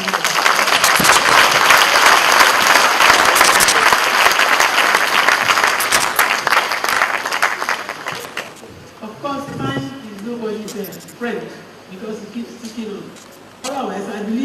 not have preferred to sit for another 1 hour listening to him. And he has enough stuff, which didn't stop him. But he has given you an introduction, let me say, and it's left for you now to follow up. I said it at the beginning that we're here to learn. We always learn. And I do believe that you all have this pool of 72 now, so that would be something you're going to use to check anything you want to do. And I sincerely believe that you are not too intelligent to be rich. There is nothing wrong with being wealthy if you get wealth ethically and it is clean. And if you are a good accountant, that's where you will get your money. We have to know today how to move on to life. And don't just dream to be an employee of somebody.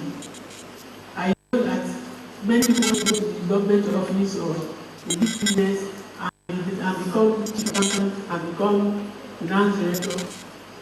That should be very, very few out these days. You should be able to train and employ people. The thing always for people is that we should be to the employers and labor, not for somebody to help and push it around. I want to say very big thank you to Mr. for his presentation. And we are short of time, but we have to allow some time for questions and answers. Please, I want to see an invitation. How many people would like to ask you questions? Let me see. If you want to, okay, one hand. Yes. The person, please come out and ask a question. My name is White. High return investment. High return investment, scalable business, and high skill.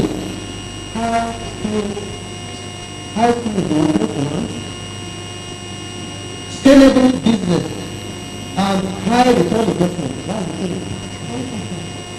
Your skill, your business, scalable business, and high return investment. Investment is different for business. If you look at that program, business is different from investment.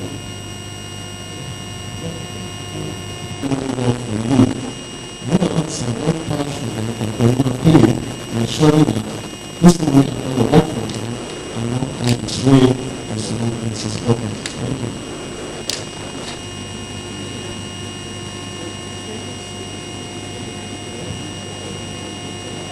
My name is Emerson. My question to you, sir. Is there any such thing as a successful employee? Because I'm aware that some people actually resume at the shop floor level, and today they are also the owners of that company, or the owners of such businesses. So it inspires me actually to see people who resume at the shop floor level, and somehow they work their ways up there. That's my question. Thank you.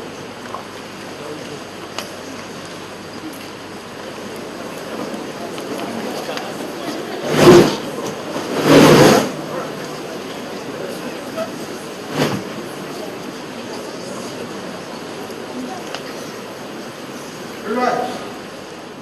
Thank you very much. I'm going to start from the last one, which is a successful employee working his way up the ladder and become an owner or a director. That quadrant which I showed you still holds.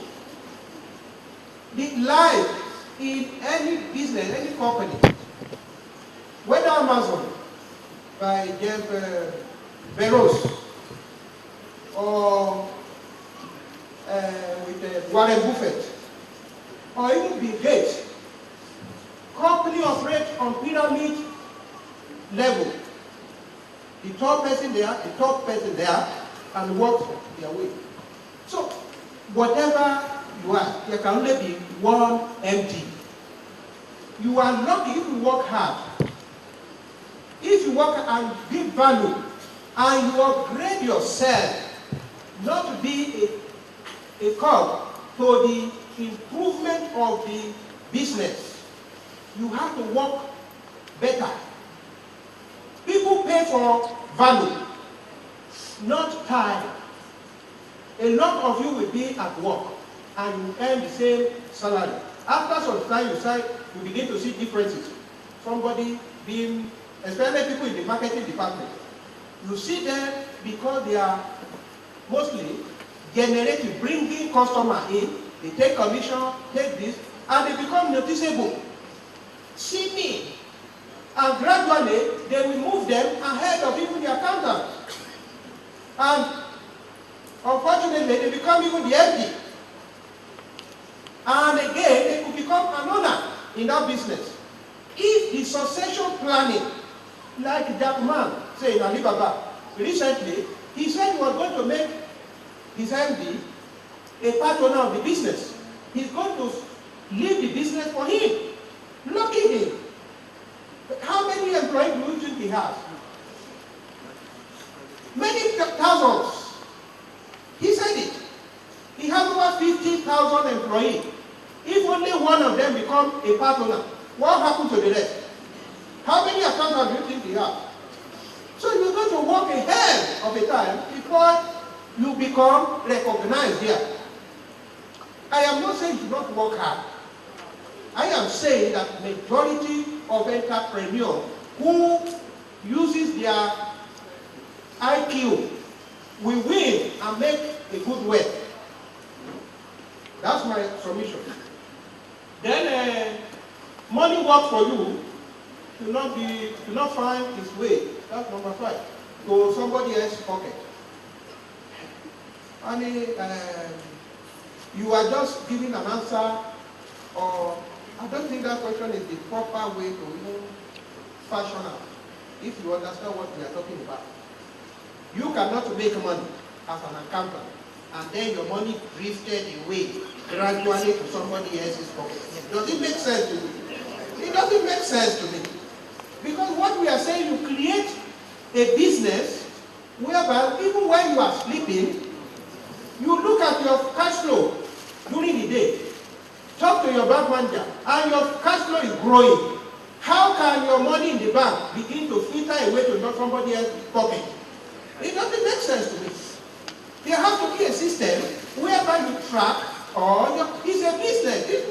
It's no longer your business. Your money is not working for you. All you need to hear is how much, what's the bank balance, and you plan to a strategy to invest more.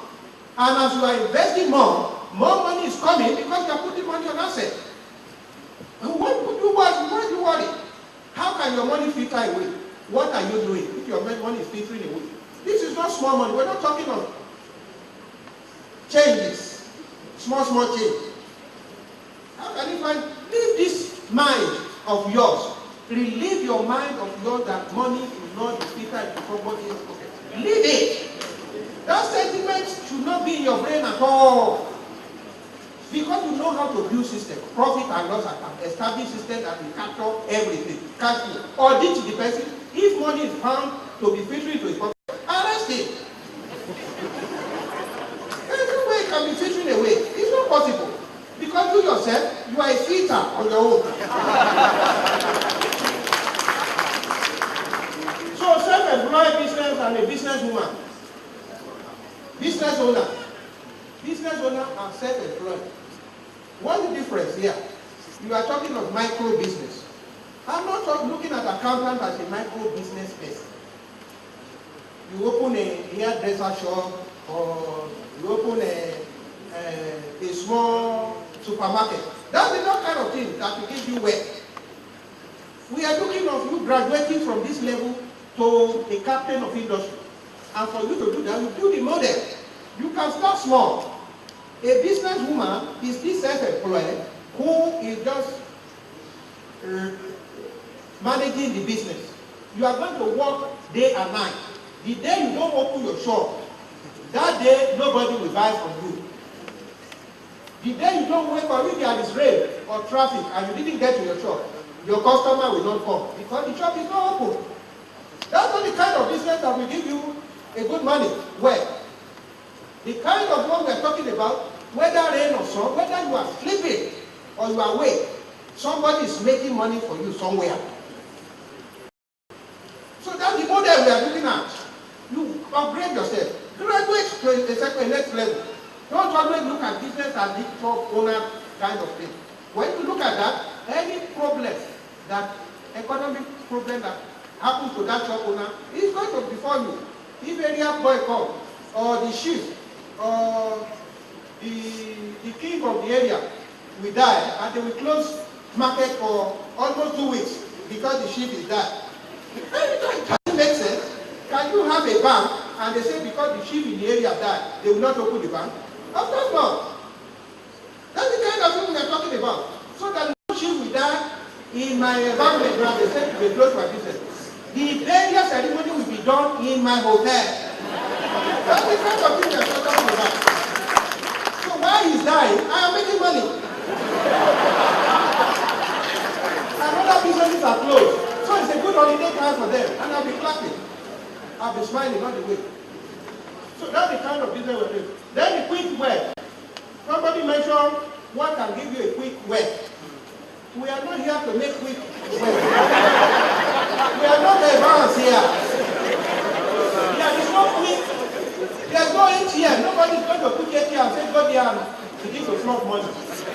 You have to establish a model, a standard business that will show that kind, the attitude of ICAN, which is integrity and accuracy. Something people can see and they will reckon with you and say, what type of man is this? In your neighborhood or everywhere you go, they say, what type of man is this? How do you make money? Are you a kidnapper? Or a 419? Or whatever you are? Accountant don't get involved with that. No quick fix. You have to establish it. You can make it quick if you can identify a product in the market which gives you an opportunity to be monopolistic. It becomes a star product that will sell quick. If anyone knows about it, you continue to put every effort to bring money, to make money out of it. By the time other people realize it, you've made enough money to establish another one. So your equation of wealth creation continue to grow. You bracket it, you know, go to the next one, bracket it, and that's why it continues to show tales of growth and growth and growth. That's the kind of business we are talking about, not a quick type of thing. So, rich and wealth. So what is the difference between a rich man and a wealthy man? You are not playing with languages here. You want, I'm not an English student. You want to be financially free.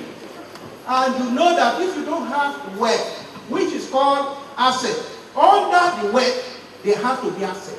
It is asset that generates the wealth, the income that will give you the wealth. So once you have that, then you can now spend it as you like. If you like, you can go and throw those money in the lagoon. You can call all the guest stars in this world, let them play for you, or use it to celebrate your birthday. But first of all, you need to create the wealth. If you now say the wealth is a rich man, people point to you, they will not say a wealthy man. The language they use is normally, this man is a rich man. And people don't like rich people, especially the poor people. They will give them all sorts of names. How are they making money in this dry weather? I remember one day a policeman stopped me and said, in this condition, how did I manage to buy the car that I'm driving? It was a Saturday. And I look at it. And I said, okay, what do I say now? Do I not tell you my life story? They don't understand. Poor people don't understand how rich people are making a living. And the law of attraction, Esther and Jerry Hicks, 2005, money and the law of attraction told us that you have to think positively of the rich. You have to attract whatever you attract yourself. Because there has to be a vibration before manifestation.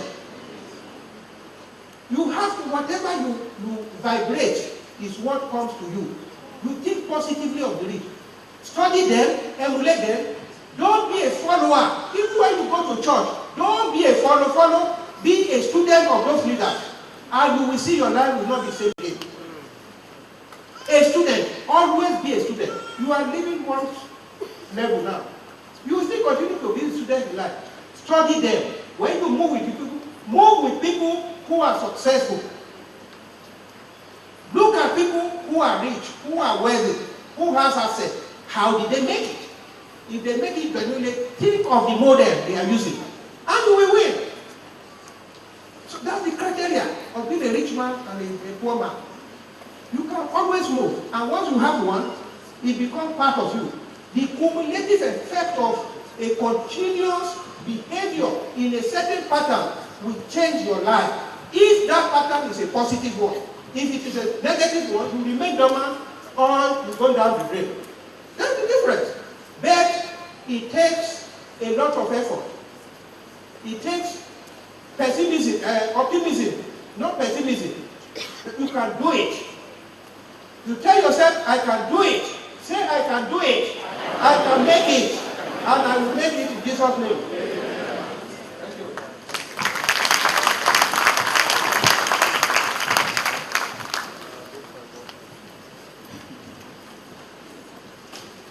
Once again, I say a very big thank you to Mr. Obidon, and I believe you have taken a lot out of what he has told us this morning.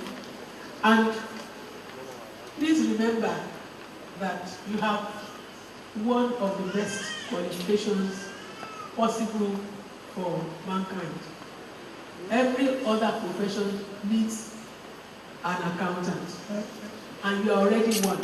So like he told you, you have the key, and there's no reason why you should not make it. Even if you are employed by somebody else, you can still make it. And also your attitude of mind, the Yorubas say something like, it is the way you serve others, you are going to serve yourself. If you are in employment and you want to get up, you put your very best performance. You work hard. Don't look at what others are doing. Work hard. And that is the way to the top. I know an example of somebody who started from the shop floor and became the MD, chairman MD of the big company in this nation. So I know that it can happen, but also, like we said, you will only get one MD. And there are the thousands of you here. So we all want to get on, and I believe you will get on by the grace of God. So I want to say a very big thank you to Mr. Obidon and ask you to please give him another round of applause.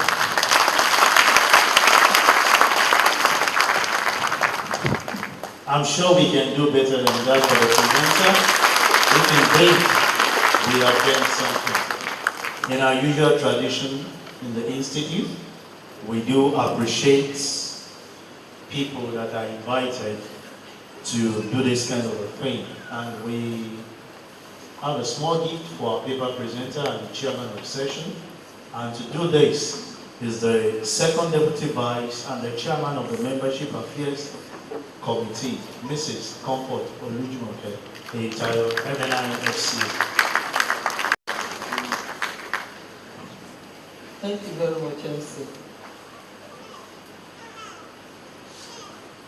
As he has told us, we have our own way of appreciating those who have come to impact a lot to us. And I'm sure we have acknowledged that this morning, that we are better off than when we came this morning.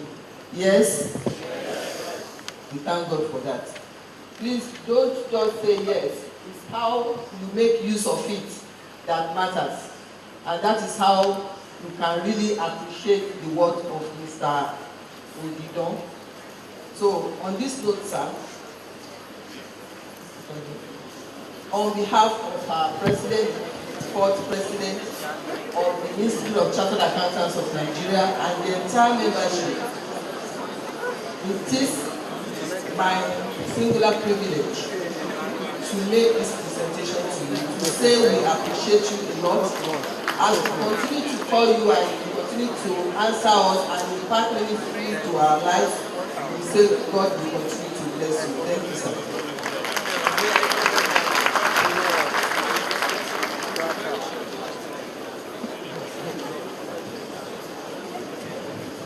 To our dear mother,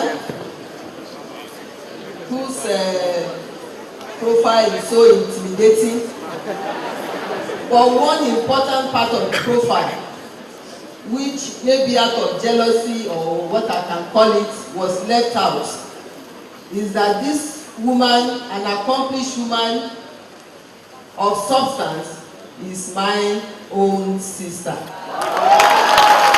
Not the Nigerian sister, the true sister, the true meaning of the English word, from the same mother. So you see, I'm also going to places. Ma, on behalf of our 54th president and the council member and the entire members of this great institute which you are one, we would like to appreciate you for the effort you made this morning.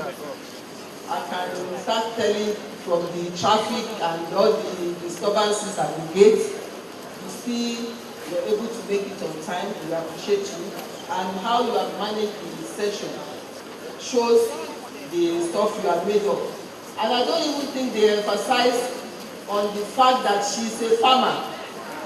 Despite all the qualifications and the positions she has held, she is an accomplished entrepreneur on her own right. Thank you very much, sir. Amen.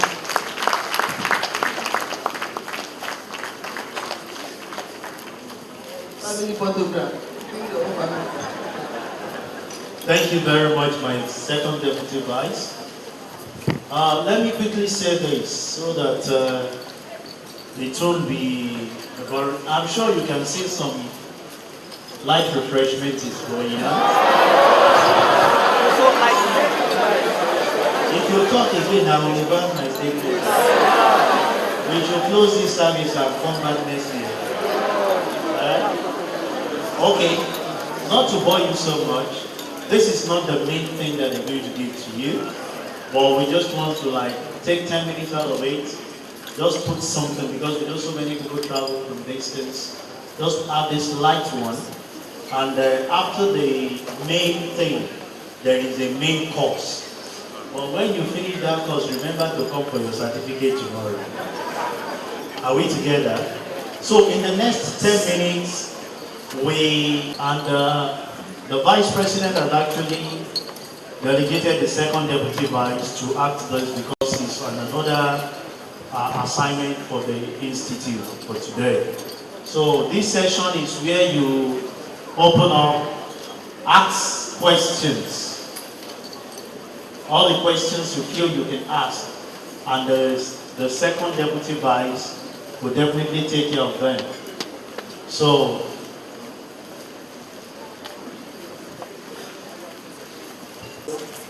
it's not a lot of speeches on this side, but like you said, it's an interaction. If you have something that is bothering you, it could be on the lecture that is just concluded, it could be on the institute, or any other thing that is within the professional concern. You can raise it so that we can discuss it here. That is the essence of that.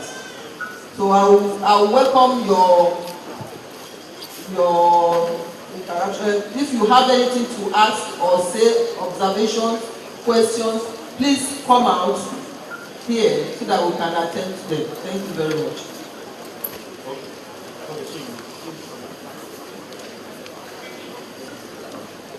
My name is Bill Bella once again. My own is a suggestion. I have a reason to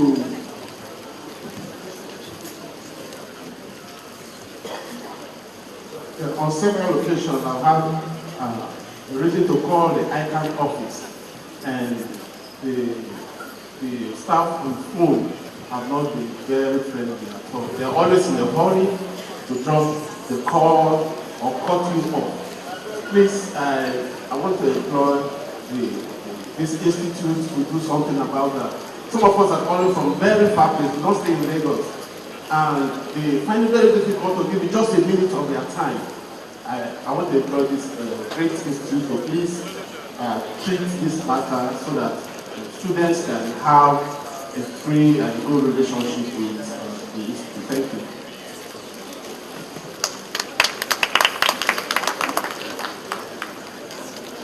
Protocol aside, my name is Charles Lee. I have one question, then the other one is a suggestion. It's concerning the admission of people into the institute, to the ICAN body.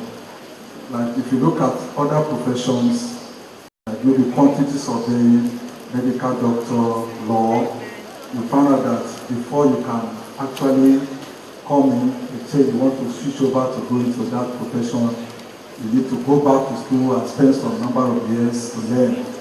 But I found out that ICAN will open door to every other profession to come in and alright the professional exams. At the end of the day, we have a lot of chartered accountants, and sometimes they are not even being respected because they will tell you, after all, everywhere we have a lot of chartered accountants. So I want to know the motive behind that, why the institute decided to open doors to everybody, both quantity surveying, doctors, or whatever they come in.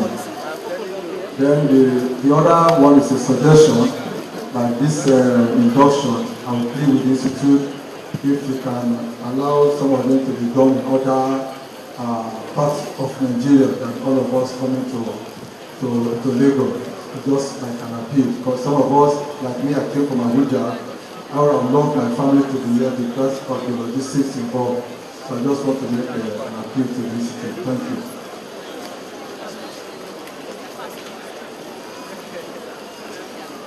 My name is Wilfred. Yeah, it's a question that I really want to ask. Many of the occasions, I discovered that I can leave some gap that many other individuals come up to fill the gap. Like the case of CITN, we know some of the issues that I can have to go through. So is there any kind of a plan on ground to be able to identify the gaps that other people may come in to fill? Is there any kind of a plan that I can have on ground to identify anywhere we are leaving the gaps and try to mitigate them, lest it lead to all the situations that we're leading in? Thank you. Thank you.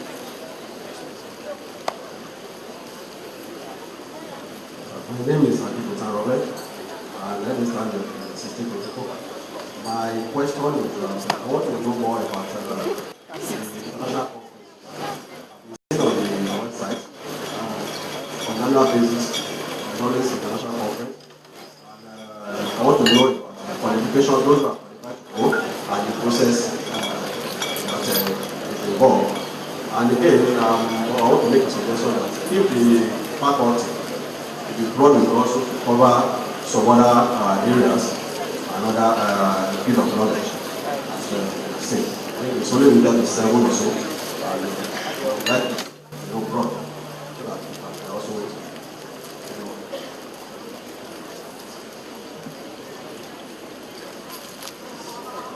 All protocol aware of the My name is Comrade Rahim Mudina.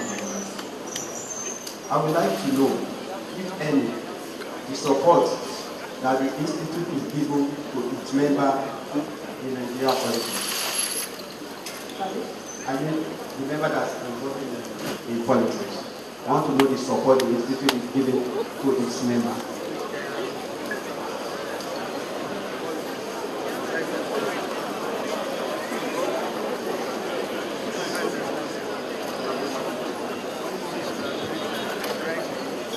So we take it 5-5. The first 5 questions have been attended. Let them attend to it. We'll pick another 5. We'll pick another 5 so that we will not stretch it out. Thank you.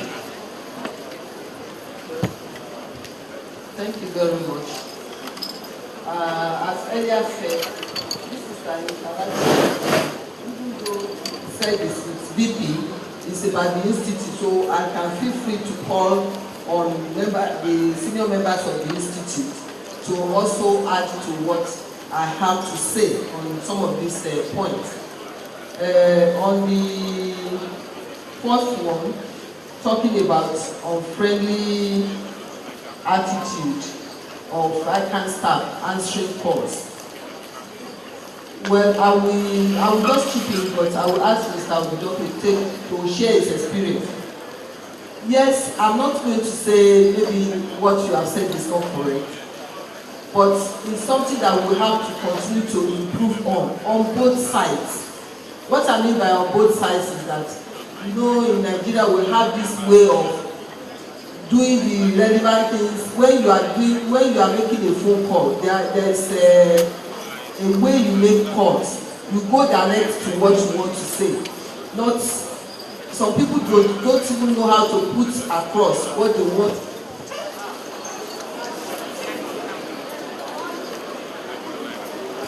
They will ask a general question and then expect the receiver to understand what is in their mind. They are not expressive enough for them to communicate what they desire. I'm not holding forth for whoever is answering, but that is also a possibility that can cause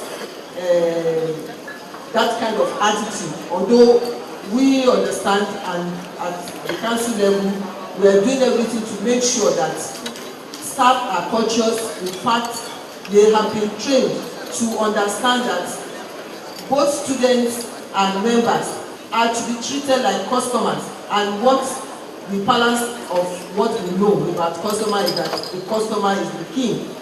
Therefore, they have to show more understanding, even if they have such situation. But I will just allow Mr. Obido to chip in because he whispered something which I think is relevant for us to all know.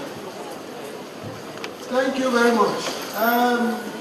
With due respect to the caller, I am going to plead with him that when you have an information which you are sending to the receiver at the other end, what you don't realize is that both of you might be busy.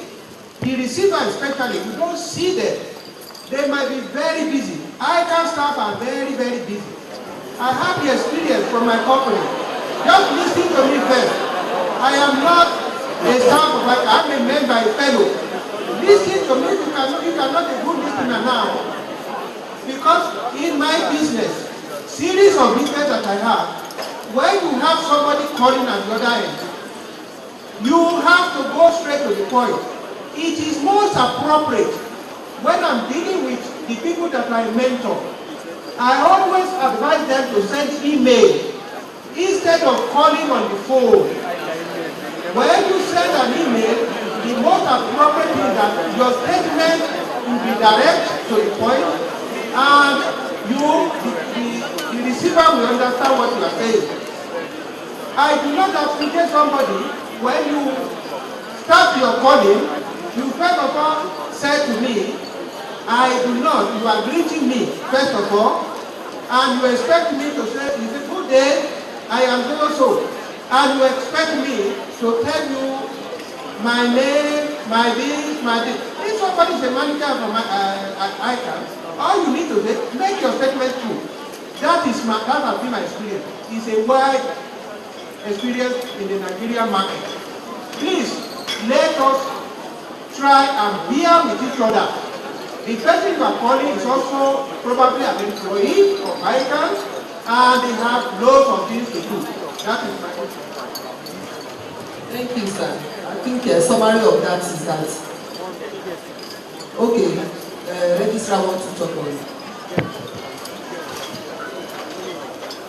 First and foremost, I want to apologize to everybody for any error on our part. I believe that you, as an outsider, you do not know the workings of the institute. we that are insiders, we are supposed to provide you with information. And there is no question that you ask that is silly or stupid. So you are a member of the institute, either as a student or a member, you have 100% right to ask any question. And we are supposed to be equipped, trained, and prepared to give you the proper answer. If you have asked a wrong question, we are supposed to help you to get the proper. So, I want to encourage you that if you have a poor experience from any of our staff, we do not treat it lightly.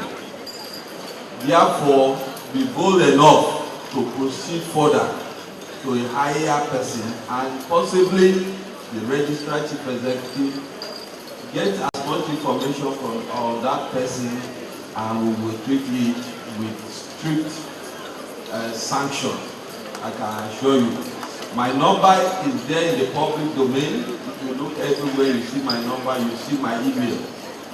People have been writing and have been complaining. Please, it's your institute. You are paying our bills. You have rights.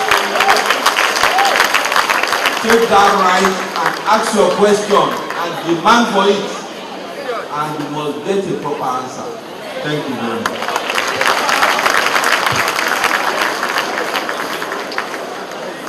That is well said. I know you are clapping. But let me just say this. You don't even know what I want to say. Well, either you say no or not, I'm still going to say because I have the mind. You see, let us be sincere with ourselves. It's good to say nice things, but the important thing, like I started, is a two-way thing. You may not like maybe the approach of Mr. Ogido, but the truth is always bitter. We must learn. It's part of the training. The essence of being here is to better our lot. We must learn. It is not restricted to the institute alone. That is why I'm saying it, and it is necessary. We must learn the art of communication. The art of communication is to be able to put through your message to the recipient in such a way that we afford you to get the right answer. We can say nice things, and I did this, I told you there's customer training, blah blah, but on our own, it's a two-way thing. On our own, we must also do our part. Definitely the staff are trained, but let us not limit it to the experience with ICAN alone.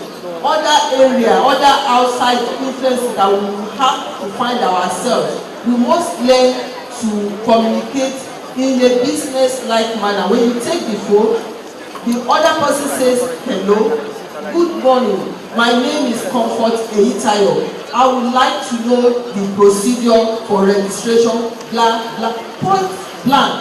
Not, I'm coming from Enugu. It's like they say, maybe it is your section that we know all this. These are facts. Let us face the fact and educate ourselves better so that we can get the maximum benefit. Thank you. On this second point, that other profession ICAN allows other profession into the people of different discipline into the profession.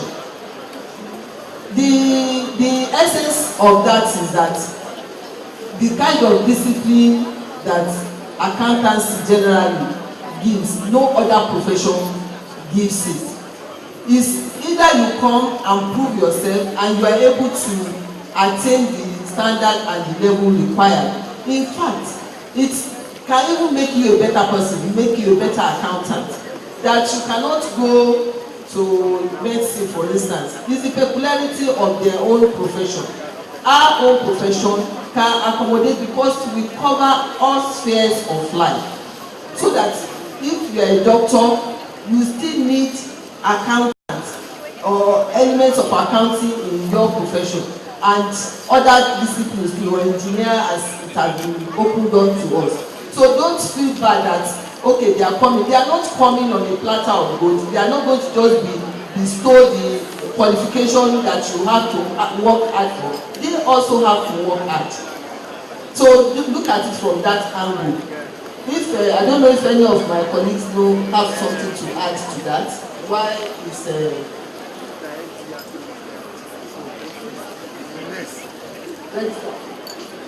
okay? So that is my own understanding. It's better we open our doors, not for Dick and Harry. You have a minimum qualification. As long as you are able to meet that, that's okay. Then there's another question from the same person that asked, why is induction mainly in Lagos and not in other parts of Nigeria, especially because of family consideration, the logistics of bringing your loved ones to witness your day of joy? It is a very valid point. It is a good point. But just as you are considering logistics too, ICAN is also considering logistics. But that is not to say it is not something ICAN will need to look at eventually. But it is something that has been, when I qualified, there's nothing like this ceremony. You just walk in and you go and get your certificate. So we are evolving. This is an idea. It can be mooted and discussed, and we look at the merits and the demerits. But there are also logistics issues surrounding that, because it means all the paraphernalia of the institute that add color to the ceremony will have to be moved from to that location, and it has to be segmented. Instead of having the opportunity you have to network within 1,007 colleagues of yours, you will have that narrow section. That is other factor. But we will look at it. It's something that is a valid point. Please, colleagues, if there is any addition, just stop me too. I just want to run quickly. Then the third question is that ICAN gives gap such that is happening. I can just make it, because that question was not very clear. I can just imagine what the author is trying to say, that are there gaps that ICAN is living now that maybe other institutes will want to catch on as it has been done by CITN. So I don't think it's my own understanding. I don't think it is a gap that ICAN that led to whatever you think is going on with the CITN. And so the issue of this issue we have with CITN, it's not something one is denying, but it's unfortunate. If you go back to history, memory lane, actually CITN was formed in the chamber of ICAN. That is where CITN started from. That is the history, that is the fact. It cannot be disputed. It's majorly ICAN members that formed CITN. And for some of us that, yes, unfortunately, I said one time to one of our colleagues that if you look at the pattern of the problems with CITN, it emanated from the tenure of our own members. Members of this same institute, it is when they are on the seat that we have the greatest problem with CITN. And that is something we all need to take home today. We have to be loyal. The basis of CITN, the foundation, is from ICAN. And all of a sudden, whatever we are doing now is like copycats. Everything ICAN is doing is what they copy. Verbatim. Sometimes maybe they even forget to include the ICAN in some of the projects. It happened. In some of the flyers we have discovered it. And this is something that is peculiar to our own region, this climate. It's not necessary. Yes, there is specialization, but with what we have said and what you have known about this profession too, you are qualified to practice taxation. In fact, you are more qualified than anybody, any discipline, because what are you going to prepare your computation on? The understanding of the account is what will make you to be able to calculate the relevant. So let's not go into this dispute. But some people of their own, for whatever their reason, maybe egocentric, whatever, they choose to want to make their mark by adducing more controversy. But it's being handled by your institute, that I can assure you. Do you have any? Okay. Then the other one is international conferences. There's a question about who is qualified and what process. By the grace of God, you are, by this time tomorrow, some of you have gotten your ACA, you are qualified. You don't need any other qualification to attend the international conferences, because it's of international conference for accountants. So you are an accountant, you can attend. And all the various conferences, they tell you the process through their flyer, the information leaflet on what to do. Maybe if you need visa requirements and all whatnot, you will have that. Somebody is whispering Emma Salom. Emma, I don't think that is what we are. We are chartered accountants. We are of the disciplined profession. Going for international conferences is not a basis to I don't want to say vamoose, but if you can genuinely want to travel, it's your prerogative. That is a different thing. But what I just want to add, since you are getting your charter by tomorrow and next, for some of you, there is one that is at the next corridor in your program, the one for Malaysia. If you have the means, you can go. You are qualified to go. Just go through the processes. If you have need for further information, contact the membership department that normally anchors all these programs, so they will give you more information about the visa and all that. Then there's a question on what is ICAN doing to support members in politics. Yes, your members that want to go into politics. It's actually encouraged. It's encouraged for professionals and particularly chartered accountants to go into politics.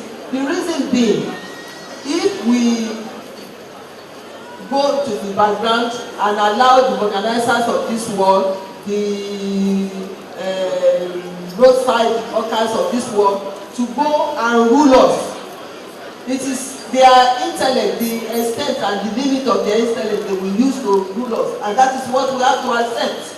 And if we want to make a change, we actually have to be part of it. But understandably, some of us have the fear that it can, because the way it is practiced on this part of the world, they consider politics as being dirty, and it can impact on our own standards and level of integrity. But you know who you are, and you should be able to stand for yourself and be counted on the right path.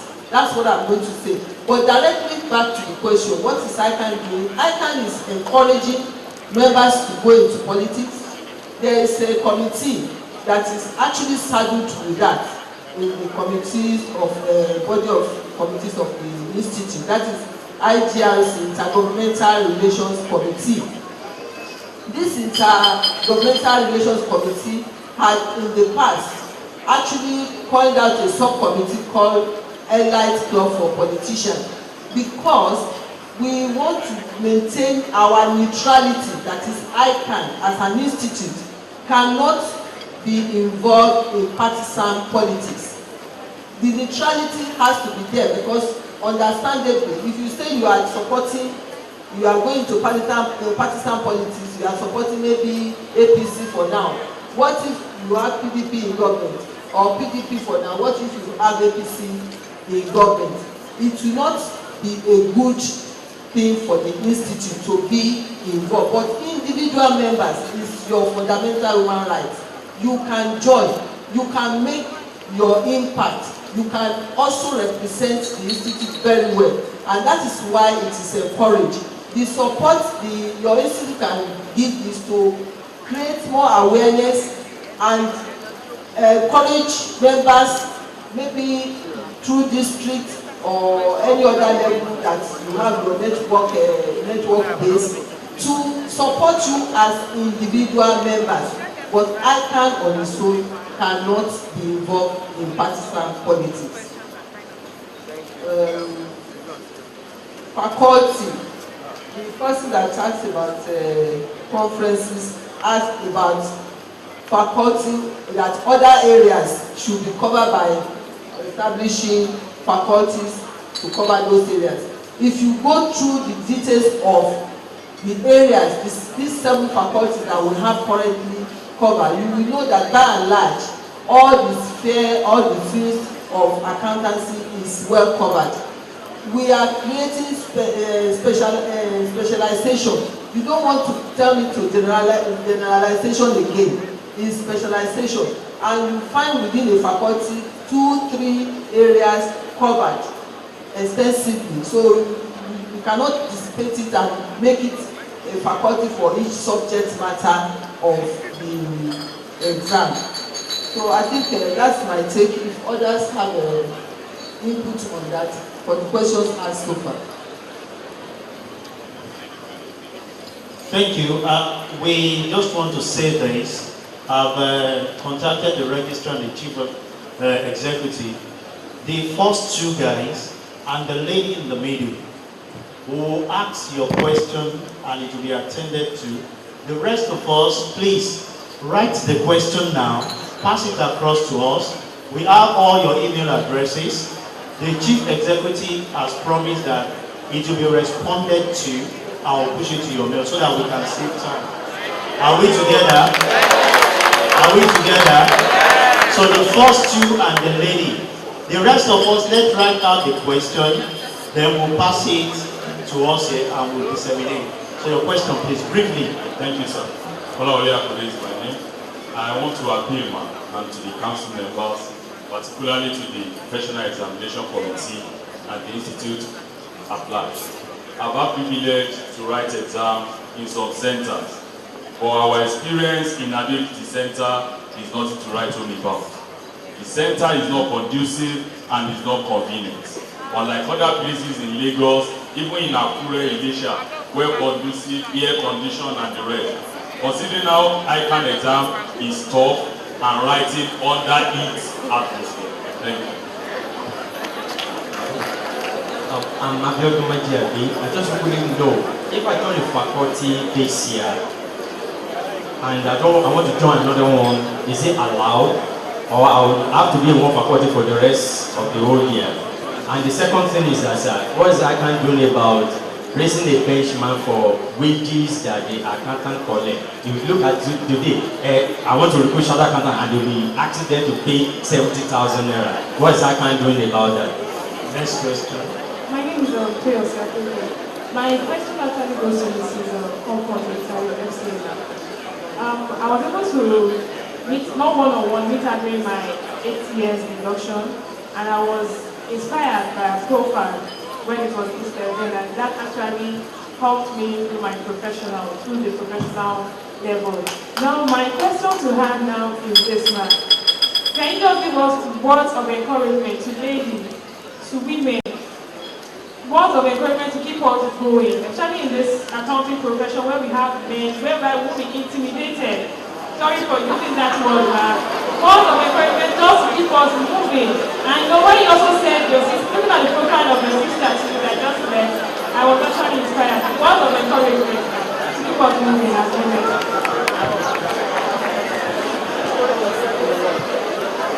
Up Swan, I will be able to say proudly to you tomorrow.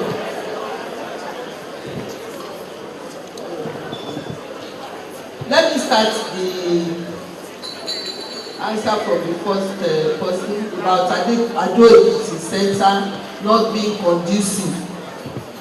Straight away, I would, on behalf of the Institute, apologize for this.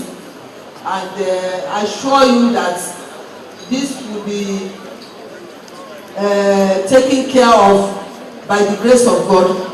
Next examination diet, there will be a lot of improvements. If the center needs to be changed, it will be changed. The things need to be done, whatever needs to be done, it will be done. It is quite understandable, even if it is not a tough exam, you meet all the cool-headedness that you can get to write very well in the examination. Thank you for notifying us. And please, for other people, you don't need to wait for this opportunity. Anything that you notice about your institute that can be done better, always send in messages through the registrar's chief executive to call attention of the institute on time. Don't wait for a collective period like this, please. Now, can you change faculty? Yes, you can change faculty, and you have up to maximum of 3 faculties to join. A minimum of 1. Every member of the institute must join a faculty. It is compulsory, but a maximum of 3. So you can. It's not. You are not limited to the one you join now. As to the wages, accountants receive, you made it general, and as such, I don't think the institute have that power, except for government area that institute can meet and talk of entry level and all that. But talk of private sectors, because we are talking of being offered 70,000 or 50,000, maybe, and my guess is that you are talking of the private sector. The institute will not be able to have influence on what they pay you. And it has also been said, you also try to make your mark. And for me, I would say, not that I'm advocating that you should be poorly paid, get me right. Instead of you sitting at home, you can start little. We must not despise little beginning. You can start little. By the time you make your mark and you make yourself indispensable in quotes, indispensable to your employer, you don't need to tell that employer to make sure that he keeps you by encouraging you further through more remuneration. So that's my suggestion regarding that. And for our budding lady, I'm actually appreciative for you coming up to say this morning. We give glory to God. Some people have inspired me and they continue to inspire me. And as much as possible, we on our own side too, we will continue to show good example to inspire other young ones, and particularly ladies. Some people made their comments, but don't listen to them. Ladies, please do not feel intimidated for no reason at all, under any circumstance. You are equal to the task. And I dare say, some of our ladies are, with due respect to our men, are even better than some of the men. So it's not just up swine, in fact, yes, up swine, but really and truly, serious talking. Even you men, we have sisters, some of us already have daughters. We should encourage our female friends, child, ward, or whatever, to make sure they hold their head up high. What a man can do, thank you for finishing that to me. So my ladies, I admonish you from this day forward, do not be intimidated.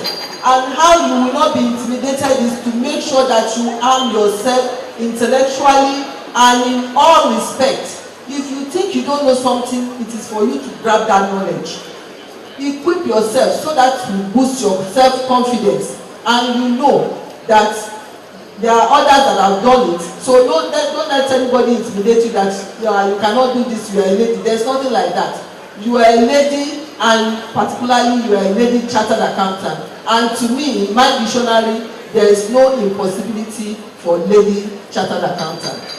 So I would encourage you. In fact, my first book as an entrepreneur, my first book, I tilted it more towards ladies because we have this perception that it's a men's world, we cannot do certain things. There's nothing we cannot do. I called the book How to Be a Successful Entrepreneur. And people were asking, what kind of topic is this? I said, go into the book, you will see why. I mainly to encourage and to identify with other females that I purposely coined that title, How to Be a Successful Entrepreneur. It's basically an entrepreneur book, but I emphasize the ladies aspect. Thank you very much. Men, don't be jealous, you can come on board. Thank you, Chairman. And as you can see, she's a lady, and we call her Chairman. In ICAN, there's no she. Everything is he. So for that lady, you are a he in this profession. So roll up your sleeve and fight the battle. Don't be intimidated. There's no woman in ICAN. So even when we say chair lady, they tell you, don't call me chair ladies. I'm the chairman. So that is how we are in ICAN. So see yourself as one of the men in this profession. Thank you, and God bless you. Can we put our hands together for? Can we put our hands together for our second deputy vice, the registrar, and the panelists? Yeah. We want to go straight to the final session, which we are having today. If you look at the book, it talks about the new technologies, the accounting profession. Our resource person today is Chimineka Ezeribe. He's a fellow of the Institute, and the chairman of session of today is Mr. Babayemi Osho. It is an FCA. Chimineka Ezeribe, FCA, FCCA, FCTI, CISA, CFE, PLC, MSc. Chimineka has over 18 years of working experience spanning across public and private sector organizations in Nigeria, where he gained a lot of knowledge and experience in audit and assurance, data analytics, information technology, financial control, credit analysis, and customer relationship management. Presently, he is the head of IT audit unit of the Federal Inland Revenue Service, where he has contributed immensely in automation projects, tax audit and investigation, fraud investigation, evaluation of IT control, risk management, business analysis, and IFRS implementation. On a part-time basis, he teaches the Audit and Assurance course at Top-Notch Learning Center and ACCA and ICAN Teacher Center, co-founded in 2015. Since 2008, he's been teaching, and the journey has produced over 2,500 chartered accountants. He is a fellow of the Association of Chartered Certified Accountants in United Kingdom, a fellow of the Institute of Chartered Accountants of Nigeria. He's also a fellow of the Chartered Institute of Taxation of Nigeria. Also, he is a platinum member of the Information System Audit and Control Association in United States, a certified member of the Association of Certified Fraud Examiner, among others.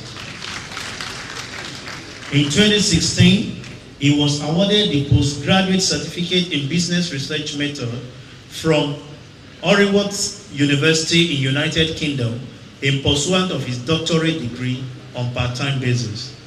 He is the immediate past president of ISACA Abuja chapter with over 400 members and hold a first degree in applied accounting from Oxford Brookes University in UK and a distinction in banking and finance from the Institute of Management and Technology, IMT, Enugu.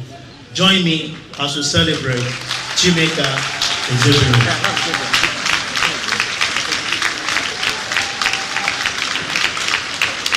Thank you very much. I want to give the mic to the chairman of the session. The Deputy Vice President, Mrs. Comfort, the entire MNI FCA, the Registrar Chief Executive, Mr. John Ebodani, MBA FCA, permit me to stand on other existing protocol with a modification. Let me recognize my colleagues who are past chairmen or currently chairmen of district societies here present. We believe very strongly that in a short while, many of you will be part of district societies worldwide. I want to warmly welcome you to this section of the induction ceremony. We'll be discussing new technologies and the accountancy profession.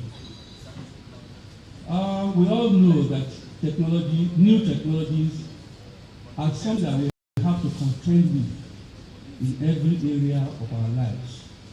Be it aviation, be it medicine, be it banking, and so on. But today we are going to look at it from the perspective of the accountant. I'm very sure that the topic is very, very germane and it's very appropriate at this time. But I also would like to assure you that the paper presenter, I don't know which one is more appropriate, either the topic or the paper presenter. But today we will marry both of them and come out better accountants. Ladies and gentlemen, I know you are very eager to learn, and he is also very eager to deliver. Let me welcome Mr. Chimeka Ezebere. Thank you very much.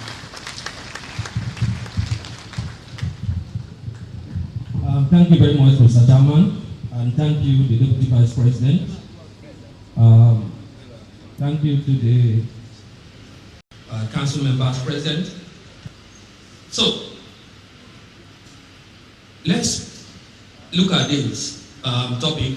When the institute called me and asked me to talk to the new inductees, I don't know whether I should refer to you as the general accountant here. I don't know whether I have the permission of the council member. So when I was approached to talk to you about new technologies, I was really excited because today's accountant, if you must be relevant in today's world, you must appreciate and be aware of new technologies, how these new technologies have impacted on our profession. You see, digital technology is sweeping across the earth, and so many professions have been affected. And our noble profession, the accountancy profession, is not left out. So, the only way we can be relevant in future, not just in future, starting from now, is by appreciating and making ourselves, to understand these new technologies and how it affects the work we do in our various offices as accounting professionals. So, because of limited time, at the end of this discussion, you and I should be able to explain the current state of accountancy profession, identify the trending IT developments affecting us as accountants, discuss opportunities created by these new technologies, describe the new threats arising from these technologies, what are those threats that you and I face from these new technologies, then identify skills that would make us relevant in tomorrow's business. Okay, so those are the learning objectives. But some of the things, the course content include overview of the accounting profession, new technologies and the current trend across the globe. Then we will look at the threats and opportunities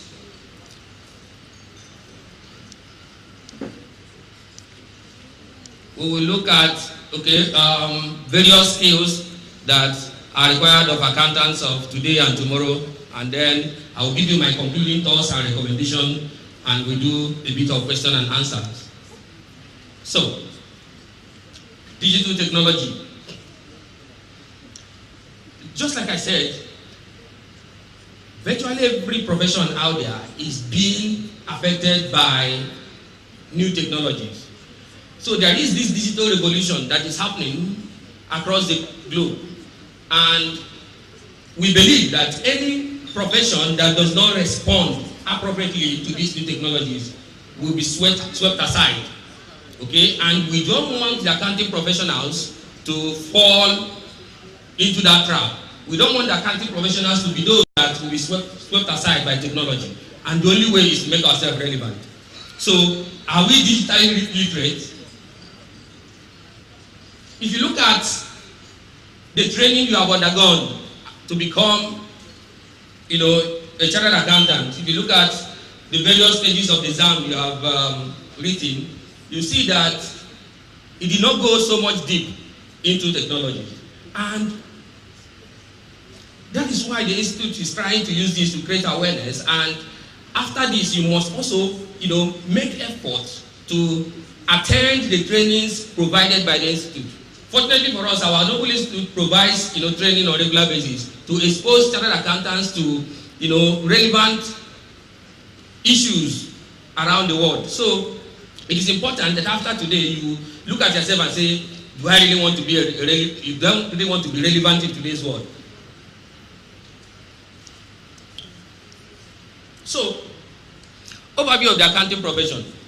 The accountant of today will probably be involved in compilation or some kind of bookkeeping. The accountant of today will probably be involved in external audit engagement. The accountant of today will probably be involved in internal audit engagement. The accountant of today will probably be involved in carrying out taxation services as tax consultant.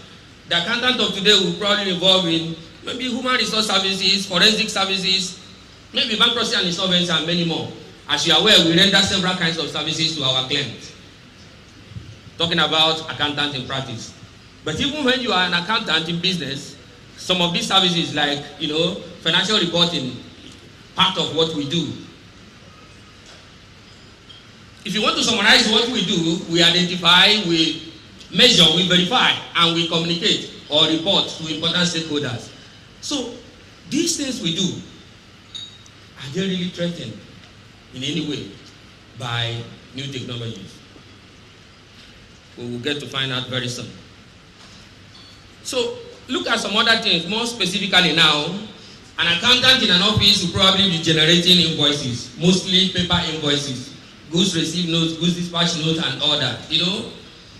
Documents, preparation of reports, consolidation of accounts, and management of maybe intra-group transactions.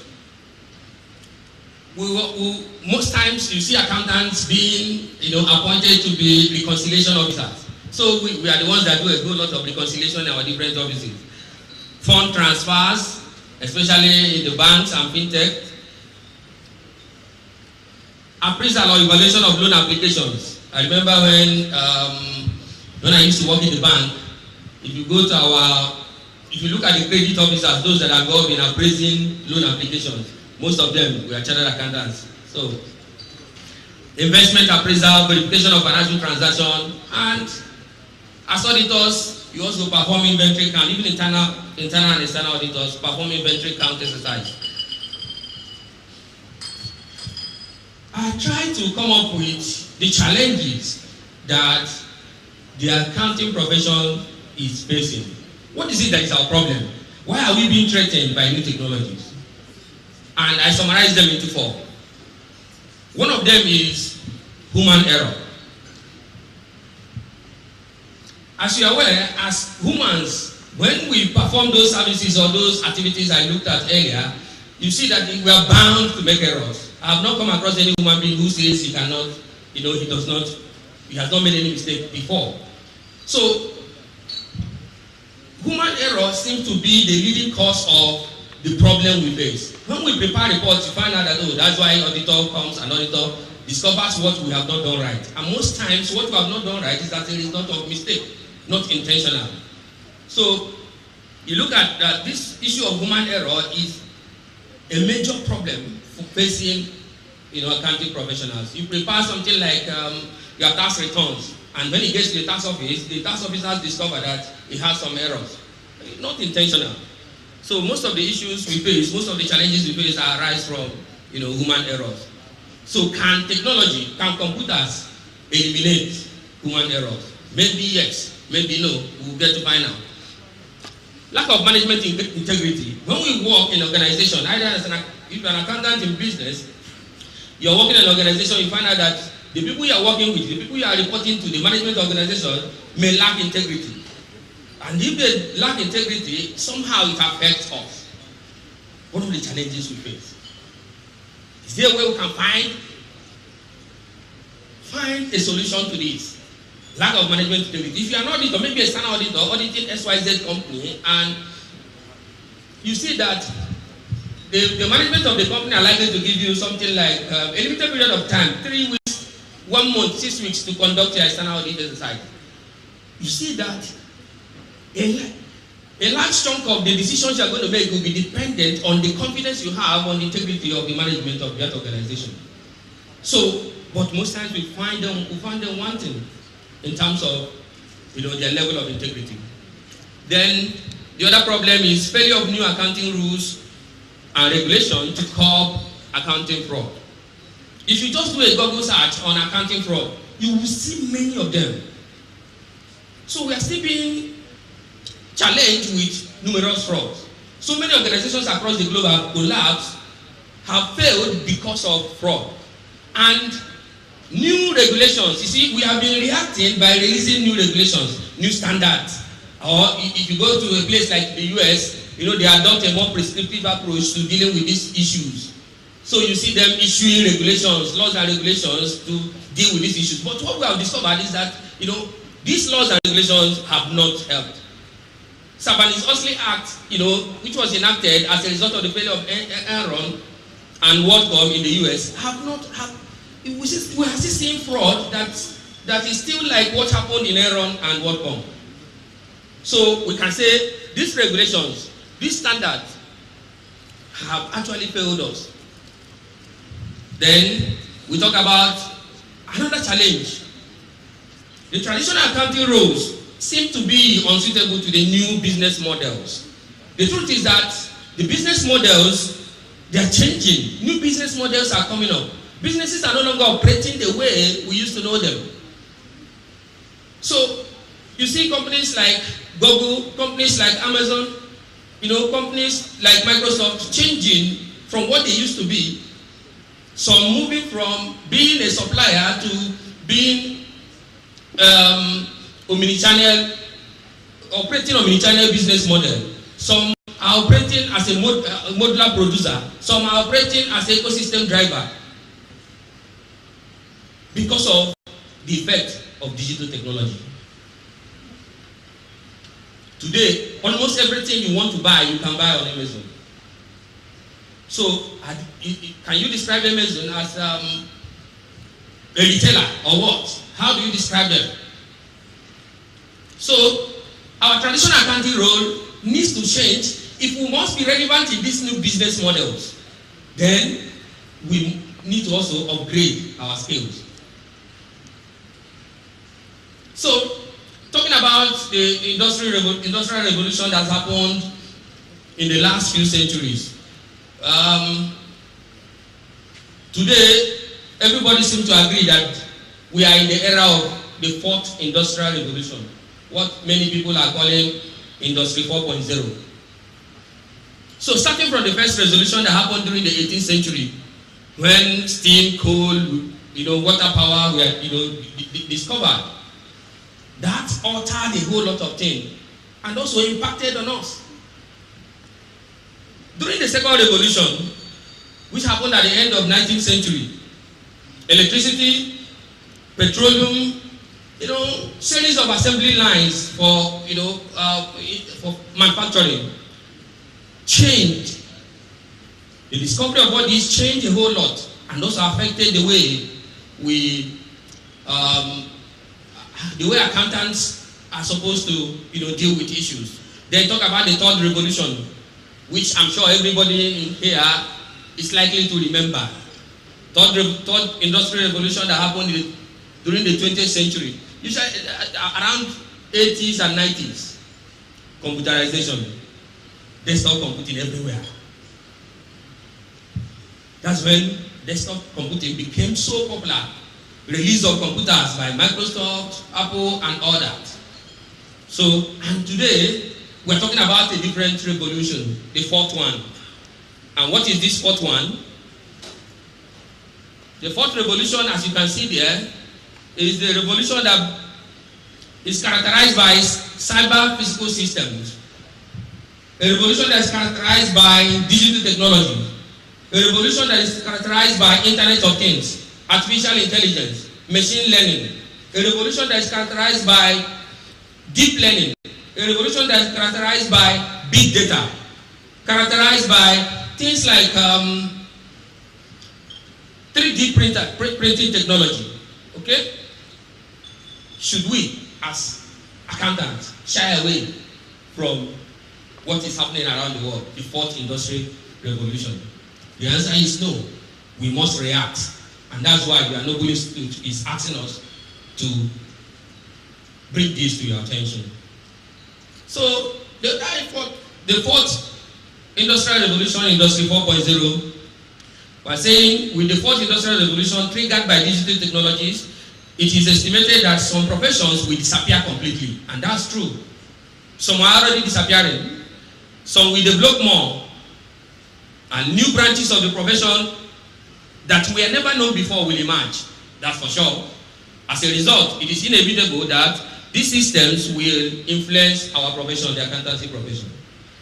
When Microsoft and Apple were releasing computers anyhow in the 80s and 90s, there was also this fear about whether the accountants will still be relevant. But we survived it. The big question is, are we going to survive the fourth one, the fourth industrial revolution? You and I have to make it possible that we survive. So, what then can we describe as the future of the accountancy profession? We have two different futures. Two different futures we can talk about. The first one being the increasing use of digital technology. This is already happening, meaning the work we do in our different offices, we are using technology, digital technology, to deal with these issues. Most accountants now are already using,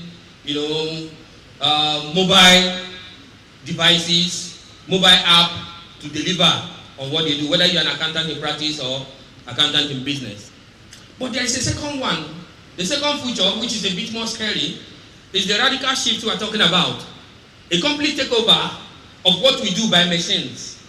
We're no longer, in this second future, it's not talking about using machines or using computers to streamline what we do, but rather machines completely taking over some of these tasks we perform, if not all. Look at some tasks that machines can do. Thinking of things like artificial intelligence and robotics. Reconciliation. If some of you are working here, probably some of you might be reconciliation officers. That job is going away. If you are a reconciliation officer, in the next 5 years, you will no longer be a reconciliation officer. That job will be done by machines. It has already started happening. Responding to queries. Accounting department, accounting unit is a service unit. We support the other departments in the organization. So mostly, people from the other departments come to us to make one or two inquiries. There have been some companies in the Western world that have deployed artificial intelligence to be responding to queries from other departments, queries from human resources. Do we have inquiries from the IT department? Do we have inquiries from the communication department? Inquiries from production department? The finance team needs to make inquiries. No longer appointing somebody to be answering those questions that they ask, because we're a service unit. Artificial intelligence has made it possible that machines can respond to such queries. And we have a good example here, what is called AI, chatbot. Some organizations have deployed that artificial intelligence chatbot. In fact, some of the things, if you want to buy something from eBay or Amazon, if you have issue with what you have bought and you are sending them queries, to resolve that, you think that the person responding to you is a human being, but not a human being. That most times they're responding to you through a machine, through a chatbot, because they have programmed that to be possible. Then audits seem to be going away. We're going to look at that a bit more. Some of you, what you do in your office is to prepare periodic returns. That machine can do so easily and even better. Managing account payable, account receivable, supplier vetting, evaluation of bids and proposal, and even expense management. All these areas have been proven machines have become more effective and more efficient than humans. Then, what new technologies are we talking about? I just picked 5 of them. Cloud-based accounting system, big data and analytics, Internet of Things, blockchain technology, and artificial intelligence. They are the ones that are likely to have so much impact on you and I, the accountants. And we must respond appropriately. Look at the first one, cloud-based accounting system. The cloud offers the accounting industry a new way of doing business. Some of the advantages we get from cloud-based accounting system are real-time service to clients, increased collaboration between accountants and their clients, and obviously files can be shared, files can be viewed from anywhere, edited from anywhere. What we are saying is that rather than if you are an accountant in practice and you have clients here and there, and time comes for audit, or times comes, they have hired you to prepare their tax records for them, or hired you to prepare their periodic returns or financial statements for them. You can do this through cloud computing, through cloud technology. Most of the accounting, I don't want to mention them of the accounting software that we have, most of them have actually moved to the cloud. Even when you don't have the one you develop yourself, you want to subscribe to one or two or more of these accounting software, you can subscribe to the cloud version of those accounting software.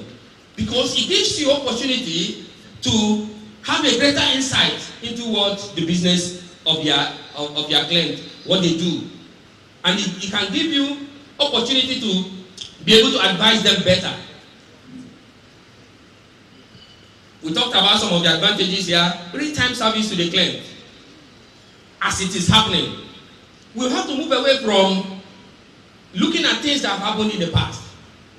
Clients, businesses of these days want advisors to react immediately, to give them advice that will help, that will be relevant in their business, they're moving their business forward. And much of that will come from reacting, as quick as possible. And cloud, based, technologies can help. Increase collaboration, because if you are using an accounting software that is hosted in the cloud, you can connect through API. You can connect to the accounting system of your client, and then get real-time data for analysis.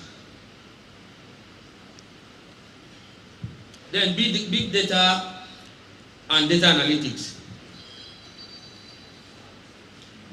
You already know that the number of devices we have today that are connected in the internet have become so much, gone into billions. So what is happening is that a whole lot of data is being generated.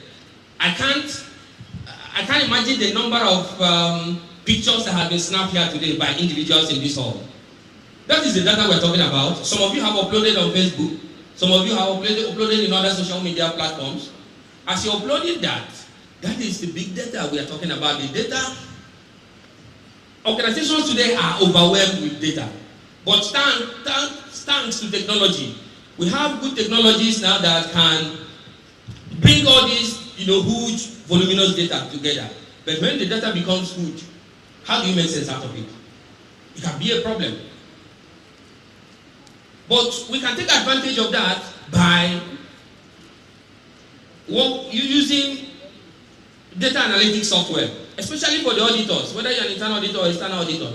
Data analytics software can help you as an accountant to test transactions at source. Because with the data analytics software, you can connect rather than auditing printouts. Because what most auditors do when they come, they say, give me printout of this, give me printout of that. The printout you are auditing, how sure are you about the printout? But a data analytics software will help you to connect to the source and audit things as they happen in the database of the entity.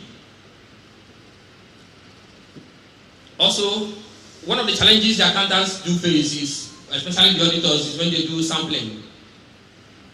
Data analytics software is helping us to take that out to do 100% check.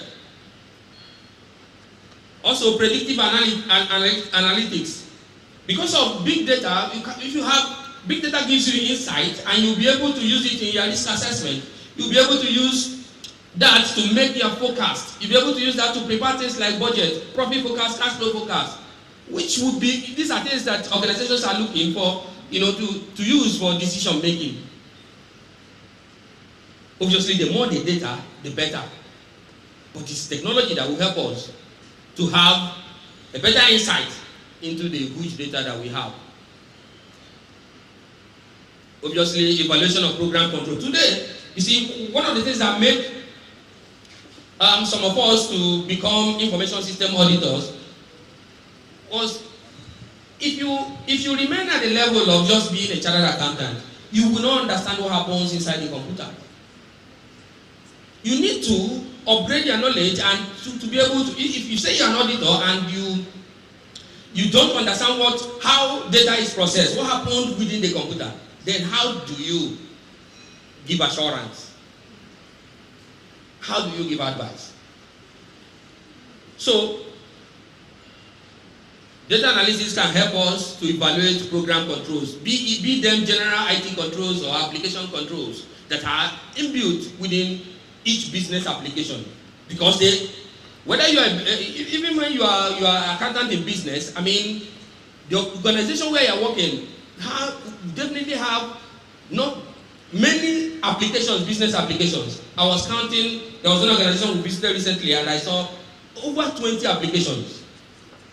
Each of these applications have different kinds of controls built within them.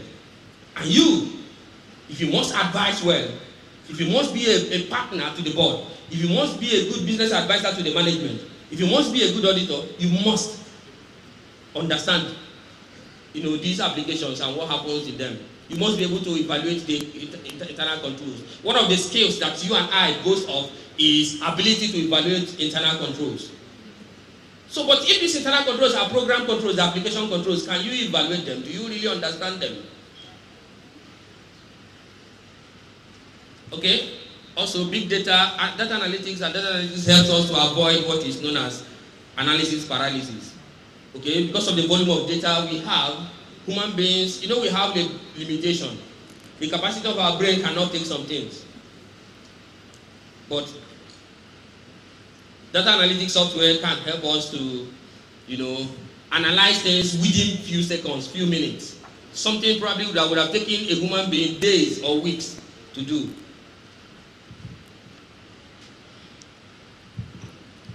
All right. This one is summarizing what is what I've just talked about. Advantages that come from the benefits of having big data and data analysis. Cost reduction is faster and helps in better decision making through insights. New products, new services arise from that. Then Internet of Things. The Internet of Things is made up of devices that are connected to the internet. Several devices connected through Wi-Fi, Bluetooth, cellular data connections. There was a survey conducted by Cisco and DHL in conjunction with DHL, and they predicted that by 2020, which is just 2 years away, there will be over 50 billion connected devices. 50 billion. The amount of data shared by all those connected devices, quite massive. Imagine everybody here, I'm sure, have a smartphone. We're talking about globally 50 billion. More than the world population. Probably by 2020, the world population might be around 7 billion, 7 point something. So, we're talking about 50 billion devices. The Internet of Things, we must not make a mistake. The Internet of Things is not about the devices, it's actually about the data that come from these connected devices. Okay? Internet of Things is a business imperative, but not a technology gimmick. Internet of Things can impact on one of the impact of Internet of Things is inventory audit. Because through drone, something like drone technology, you can send drone to the warehouse or the store where you have goods, and you'll be able to count what you have on every shelf and send feedback, the data back to you as the auditor. Then blockchain. This blockchain, you need to first of all understand that it is still at its early stage. But what is it all about? In fact, it is the technology, among all this technology we are talking about, is the technology that has the highest possibility of disrupting you and I. Blockchain technology. Blockchain technology has been described as the new internet. Some people have described it as the new internet. But this time around, not internet of information, but the internet of value. Blockchain being an open and decentralized system. Some people will say, oh, blockchain is a network. Some people will say blockchain is a database. Some people will say blockchain is a computer system or software. I mean, all these things put together, it's just like internet. Connections through peer-to-peer mechanism. But this blockchain has some features that makes it quite interesting. And people are saying maybe in the next 5 to 10 years, it will take over the world.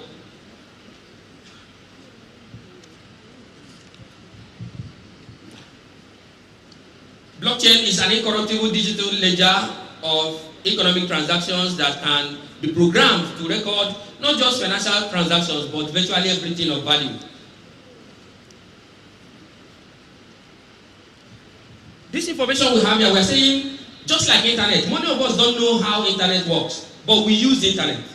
The same thing is going to happen to blockchain. You don't need to understand the technicalities behind blockchain, but you are going to use it. Because we refer to it as internet of value. If you want to, let me go to areas of application. Blockchain technology, like the internet, has inbuilt, robustness. By storing blocks of information that are identical across network, the blockchain is built on consensus. It cannot be controlled by a single entity. It is heavily decentralized and open, has no single point of failure. It can be described as an immutable ledger, meaning that cannot be changed, irreversible.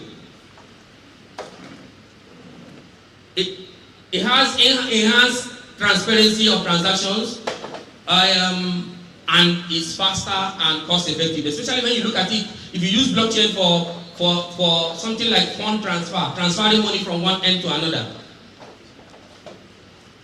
Blockchain eliminates the role of a middleman.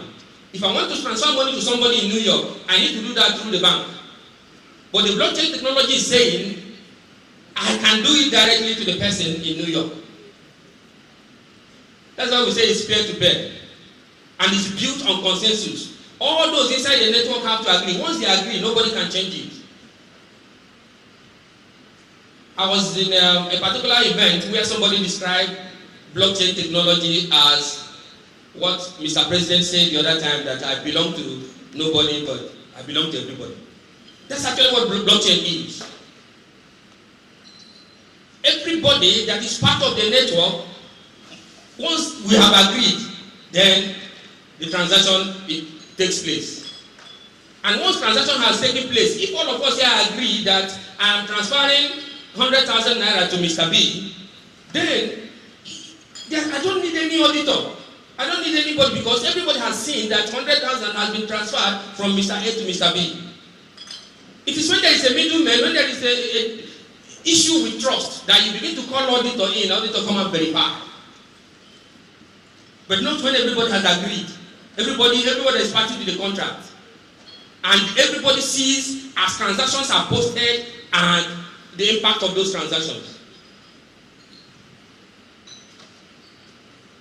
When we say it is faster and very effective, when you are transferring money from here to somebody in another part of the world through the normal banking system, the traditional banking system of today, probably it may take some days, maybe 3 days, maybe 2 days, maybe even longer.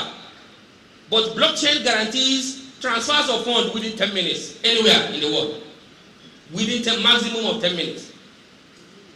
And the cost, the commission you pay will be a fraction of what is paid today.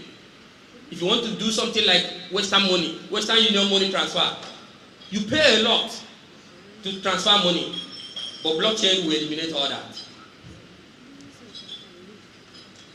This is a comment made by ICAN-ngr, who is a speaker. He facilitated a blockchain topic on TED Talk, what we call TED Talk. I'm sure some of you know about TED Talk. He said something. He said, as revolutionary as it sounds, blockchain truly is a mechanism to bring everyone to the highest degree of accountability. No more missed transactions, human or machine errors, or even an exchange that was not done with the consent of all the parties involved. No more missed transactions, no more errors. Above anything else, the most critical area where blockchain helps is to guarantee the validity of transactions by recording it not only on the main register, but a connected, distributed, decentralized system of registers, all of which are connected through a secure validation mechanism. That's what I tried to explain earlier. Okay? Application of blockchain. If you look at the right-hand side, you see accounting and audit. How blockchain will affect us. Authentication of transaction. The authentication of transaction becomes automatic. And that's why we're saying no more auditor. Traceable audit trails. The audit trails are there, irreversible. I mean, anybody that belongs to the network can see it. Automated audit processes. You don't need an auditor to come after the event has happened. Everything is automated under the blockchain. Tracking ownership of assets. You can use blockchain to track assets from any part of the world, assuming an asset is being sent from here to somewhere in Japan. Blockchain can be used to track it, and everybody will follow the transaction on the blockchain network. Blockchain will also bring solution to, contracts, enforcement of contracts, execution of contracts. All those things are automated under what we call smart contracts. Then, if you want to keep registry of inventory or any kind of asset, including intellectual properties, blockchain will also help. And that's what we refer to it as an immutable record. Then artificial intelligence, which is simply talking about intelligence that is demonstrated by machines rather than humans. And a combination of artificial intelligence with robotics, brings a new world order to what we do as accountants. As I earlier explained, some of these accounting roles, machines can do them now. Robots have more sensory capacities than human beings, and many of them are being developed on day-to-day basis to assist us in performing most of the human tasks through robots that are powered by artificial intelligence. Look at this. Automation, which includes both mechanized robots, whether they are in human form or drone form, and artificial intelligence software programs are predicted to eliminate 6% of the jobs in the US in the next 5 years. But that one is not talking about us. The right-hand side is talking about us. He said there is a research that was done by Deloitte, and It says 39% of jobs in the legal sector, okay, that's the legal sector, will be gone through artificial intelligence and robots. But what of us accountants? 95% of there's 95% chances of losing the jobs of accountants to automation. 95%. So we are really at great risk through this artificial intelligence, machine learning, and robotics.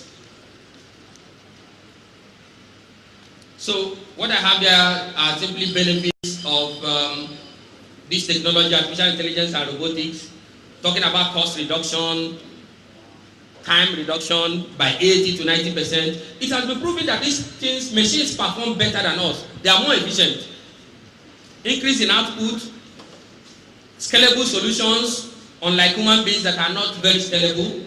Then integration to existing accounting, you can integrate them and you can also control them from your organization.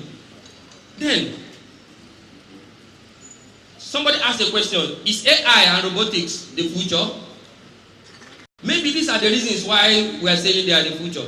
Because when you use robots, when you use machines to perform some of these tasks, you take away some of these issues that bug organizations. Machines will not ask for holidays. There will not be any sick leave. No disciplinary issues. You don't have to set up committees. Somebody has heard and you set up committees. No wage pressure, no labor strike. They are easy to replace. No redundancy costs. When you want to replace a machine, you don't have to talk about exit entitlement. Low cost in the long term. Obviously, they are a bit expensive when you are bringing them in. Then consistent output. Humans will not guarantee you consistent output, but machines will. These are the factors driving this thing. And if you look at these factors, you see that there won't be nothing will stop it. More machines will be developed. As we speak, a lot of people are in the lab looking at how to automate and transform different kinds of professions. So some of the key questions: what new opportunities and threats will these systems create? How will digitalization and technology affect the profession? Is the accountancy profession and professional ready to change? Then I will skip these ones. I talked about 5 jobs that are under threat by new technologies. Compilation and bookkeeping. One American, actually an accountant, he said, I will be happy. I will happily pay for my daughter's university education, provided she won't pursue a degree in accounting. Why? That's a big question. Why did the man make that comment? Probably because he's looking at it that, oh, there is no future for us. But the truth is that there is future. There is future if you can upgrade from the monotonous task to a higher level task. That is what we have to do. Financial analysis, like those that say that they are CFA, certified financial analysts. Tomorrow, robotics and artificial intelligence will take away that job. That's the truth. Stockbroking, advising, investment advisory, and all that. Inventory management and being a stockist, bank teller job and bank representative. Tax consulting is going away. The only aspect of tax consulting that may remain is the advisory, tax plan and advisory. But if your job is computation of tax, capital allowance computation, tax returns and all that is going away. Because what is happening now, the HMRC in the UK has done something. They are eliminating the middleman, and the middleman is you and I. They are connecting directly to the businesses that pay taxes. So, what role then do you and I have? Some things you may have to read there was said by that professor at New York University. Then you have another CPA in Canada made some comments about audit. Are you going into practice? If you are going into practice after this, remember, many small businesses are implementing cloud accounting systems, and you may have to take advantage of that. Our role as middlemen between the government and business communities is disappearing. Practicing firms can no longer survive on bookkeeping and compliance services. Bookkeeping and compliance services is being commoditized. Okay? So take advantage of cloud technology, social media, video conferencing, big data, analytics, and customer relationship management systems. Opportunities. Finance professionals to focus on higher level jobs. All the mundane tasks, monotonous tasks, repetitive tasks are all going away. Machines will handle those ones. You will be able to offer more personalized services to your clients.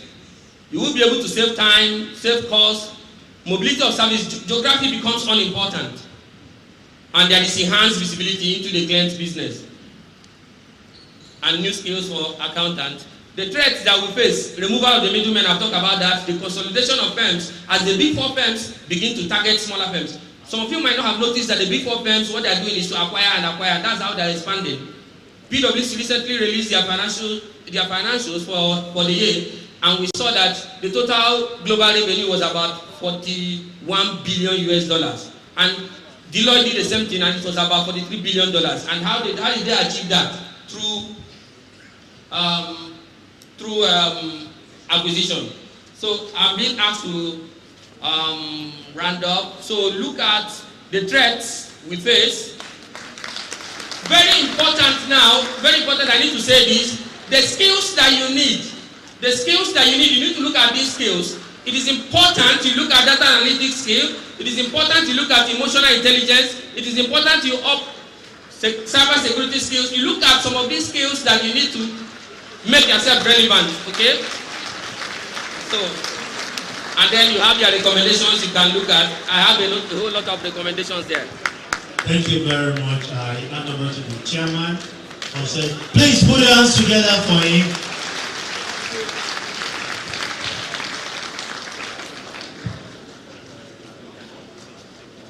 Are you disappointed? Can you then give him another round of applause? I can understand if somebody is invited to come and speak and he doesn't have enough time to say what he has prepared, it can be very, very frustrating, so to say. But let me say this. I asked one of our IT specialists, I said, how did you get to this level? He said, the first thing is that there must be a desire. You must have that desire. Then the second thing is that you read, you listen to others, then you practice. Most of the terminologies he has used, you can always verify them.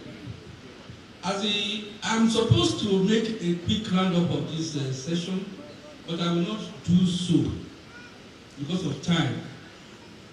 But I want you to be conscious of the need to be relevant as an accountant.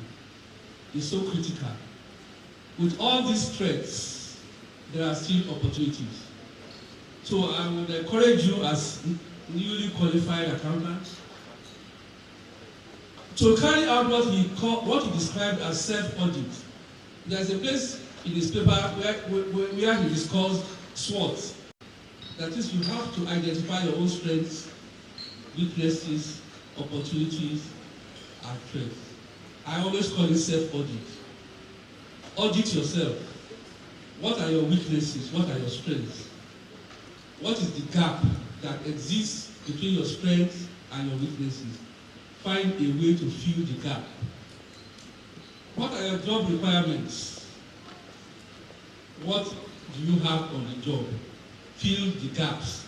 So, ladies and gentlemen, I only want to bring to your attention the need, because not all of us can work in the private sector.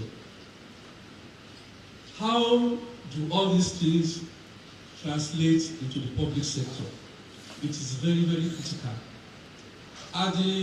There's a recent call for the creation of an office of IT General for the Federation.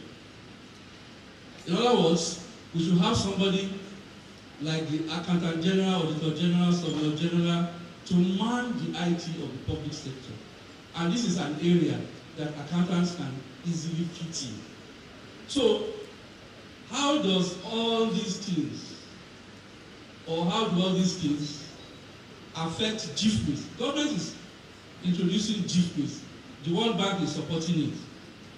At the federal level, at the state level, government is also introducing what they call ICAN-ngr. ICAN-ngr is another version of GIFMIS. So how do all these things come into play?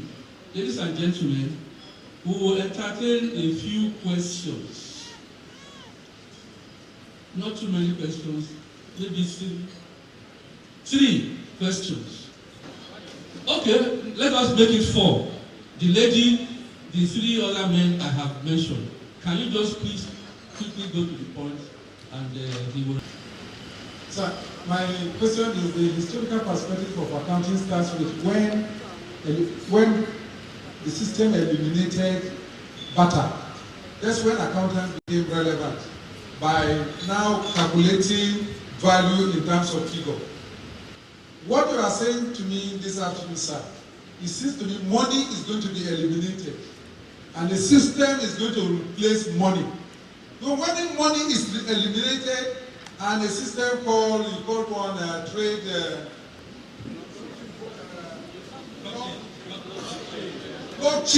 blockchain is going to replace money from my own analytical mind. It's going to replace money. Now when money is replaced by another system, then the accountant will have nowhere to go. Where will be the place of the accountant where there is no money?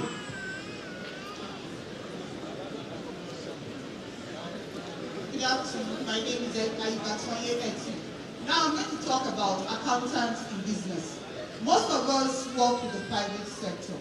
And then with the upcoming of ITs and the rest, MDs now tell you as a chartered accountant or as an accountant to be a chartered that you get the software and they can get anybody to post. And at that point, they start telling chartered accountants 50,000 naira or 40,000 naira. Now, I'm appealing to the institution, auditors and consultants. Can they make it known to the MDs of companies that whatever machine is working, it works with data. And those data must be properly classified. And in that vein, it's not anybody can post. It has to be accountants which are properly trained either in the university or in any professional body. Good afternoon.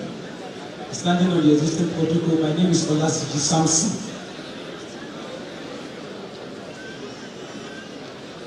I have a question. While the presenter was on presenting, I observed something. I was looking at him with one mindset, that one day induction will be computerized, that we will be at home and we will be inducted. But I was somehow worried. He said that many of us use the internet and we don't know how it works.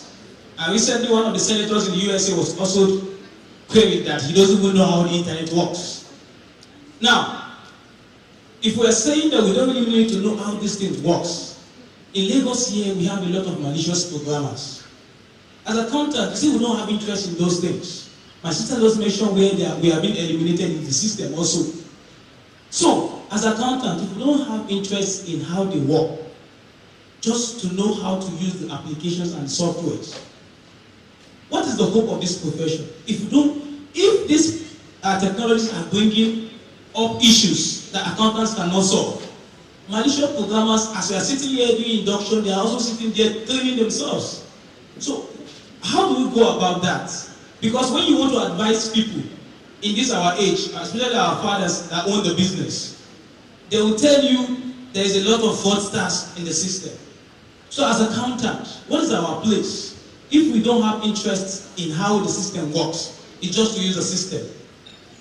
That's my question. Good afternoon. My name is Moses Oluwafemi. My question seems to be the same thing with what he has, but my own is that I want to know what ICAN is doing in order to, at least, what is our own plan? As we have faculty of different faculties, but I think much less attention is given to info or anything like technology.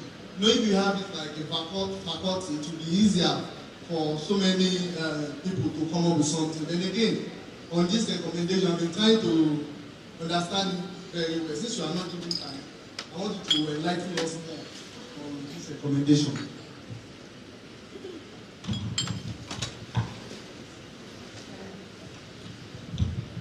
All right. How I wish I was. I had more time. There are so many things on that slide that I wanted to bring out. My idea was to increase your temperature first and bring it down. That was that was the way I prepared the slide, but it didn't work out that way. So unfortunate. But then I'm sure the institute will send the thing to you, and you can always reach out to us to get more information about how you can make yourself, relevant in today's world. Because that's what it's all about. The institute actually wants you to be relevant, and that's why they brought us to talk to you. Then looking at the questions specifically, the first one says, is money going to be eliminated by blockchain? The answer is no. And we didn't say that. Yes, blockchain is the technology that is used, that drives all these digital currencies. Today we have a whole lot of virtual currencies, Bitcoin, Ethereum, and all that. Bitcoin is the most popular one. I intentionally don't want to talk about Bitcoin here because the traditional Bitcoin has been seen as, yes, it's digital money, but one thing nobody has been able to answer is, can it be a legal tender? It doesn't appear to be so. Yes, you can buy something from Amazon or from some other, website using Bitcoin, but that currency, that digital currency, is still lacking some of the qualities of a legal tender. What the future will be, we don't know. But blockchain is different from digital currency. Blockchain is a technology that is like an internet for transfer of value. So we have to separate the two. Even when Bitcoin, if eventually Bitcoin and other digital currencies have failed to have any future, or a future, if it's not accepted, but one thing you must understand is that blockchain is not going anywhere. Blockchain is going to replace the internet we have today. It's not going anywhere. People are working day and night to see how to make it more relevant, but it's still at this elementary stage. In the next 5 years, 7 years, 8 years, it will become clearer on so many things we can do. The one that interests me most is what is called smart contracts. But you will. Then the other question says, anybody can post. I will try to say anybody can post, but accountants, the accountants should be the ones that should post. The truth, we have to accept the truth. The truth is that machine 9 will post tomorrow. That's the truth. Our job, see your job now, that your job is going away from the summary. Your job is going away from the monotonous task. Posting data entry is too repetitive and has been automated. It's quite boring. Who wants to even do bank reconciliation? Who wants to count inventory? If I can send a drone into a warehouse and count inventory for me, I should be happy. So the challenge for you and I is to upgrade ourselves to be able to do what? The high-level jobs. The position you are to occupy tomorrow as accounting professionals is a position to be able to advise the board and management. Advisory service, because of the greater insight you have. This number crunching of a thing is going away. Computer will crunch the number.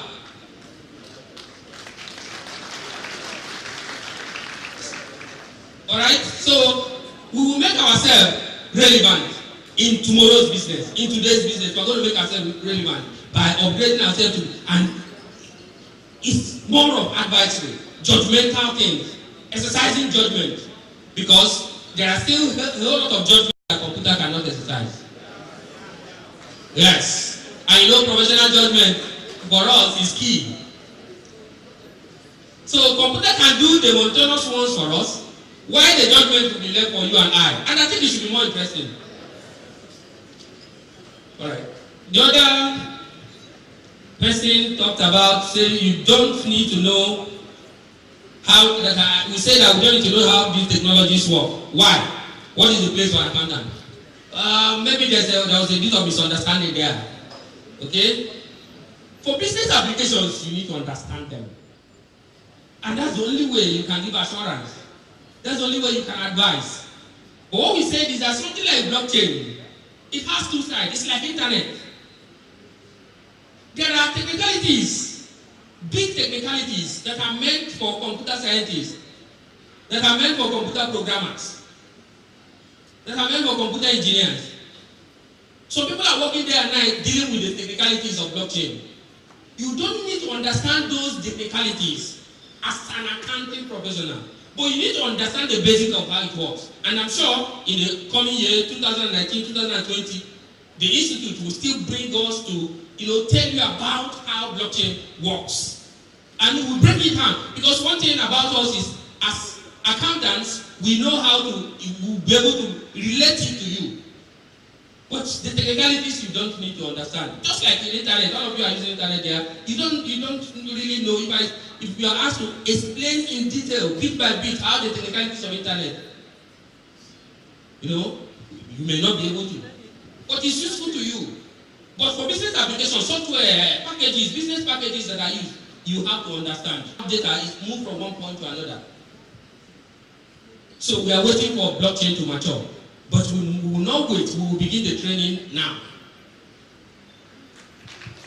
The last person saying that okay, the recommendation is on. But the summary of the recommendation really, the summary of the recommendation is that don't let, what the thing you had there, he said don't let IT come in between you and your client or your employer. IT should not come, technology should not come in between you. You should be the provider of relevant information that your client or your employer needs to make decisions. It should be that when they are holding board meeting or management meeting, they are calling you to come and provide greater insight, rather than allowing technology to come in between. That's that recommendation, and we will continue to upgrade ourselves, and if we do that, we will continue to be relevant in tomorrow, in the next decade, in the next century, and that's how it will be. So thank you very much. Thank you very much, ma'am. Thank you very much. I think we can do better for him. To round up this session, in our usual tradition, I want to give the mic to the second deputy vice to present second deputy vice president of our institute to present talking to presenters. Please put your hands together.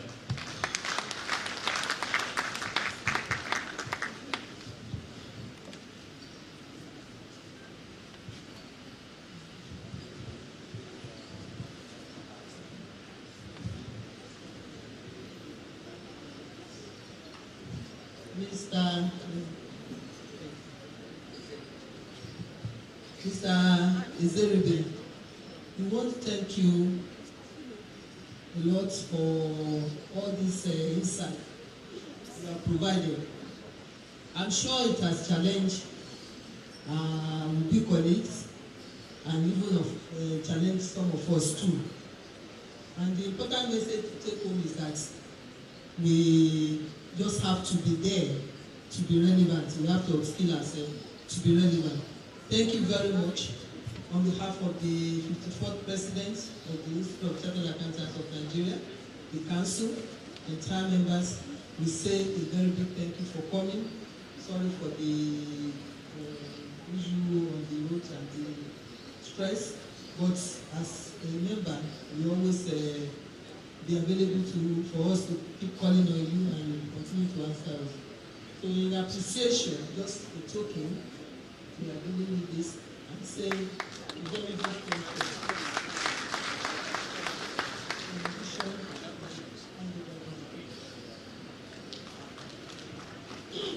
At least machine cannot shake hand for now.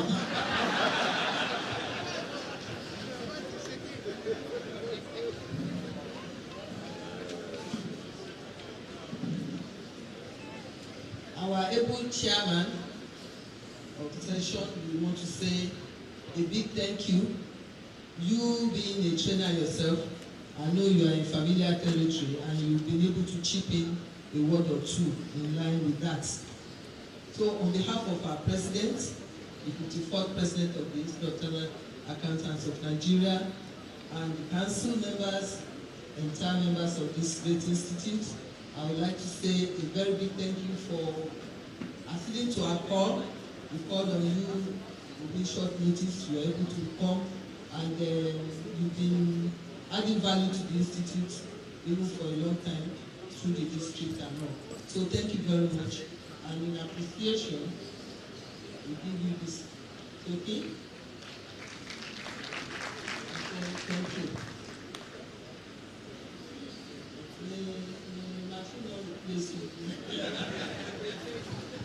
Thank you very much. At this juncture, I want to invite the second deputy vice chairman and the chairman of the membership affairs committee to give the vote of thanks. Please put your hands together for her.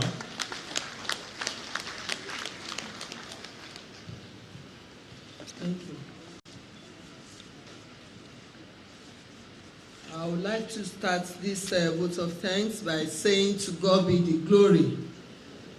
I'm sure He has done greatly for us, the provider of life, intellect, and all the wherewithal that made it possible for you to qualify, and more importantly, to be here seated, alive today to witness your day of joy. Can we be upstanding to give a good honor through clap offering to our God?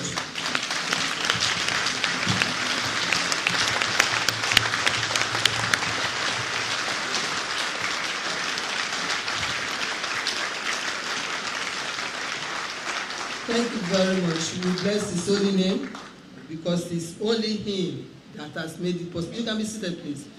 That has made it possible for you and I to be here today.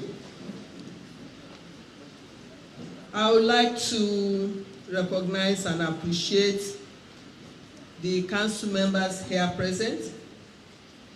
Thank you for participating in this induction program.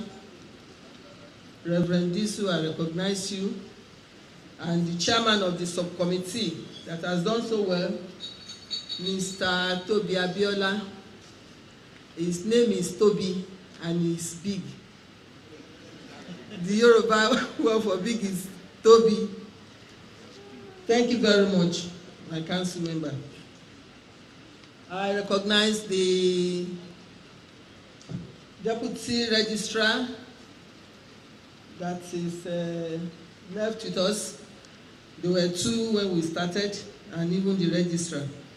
All the same, we recognize them. They are very busy people. To spare time and stay true with us, thank you very much, Dr. Ukebu.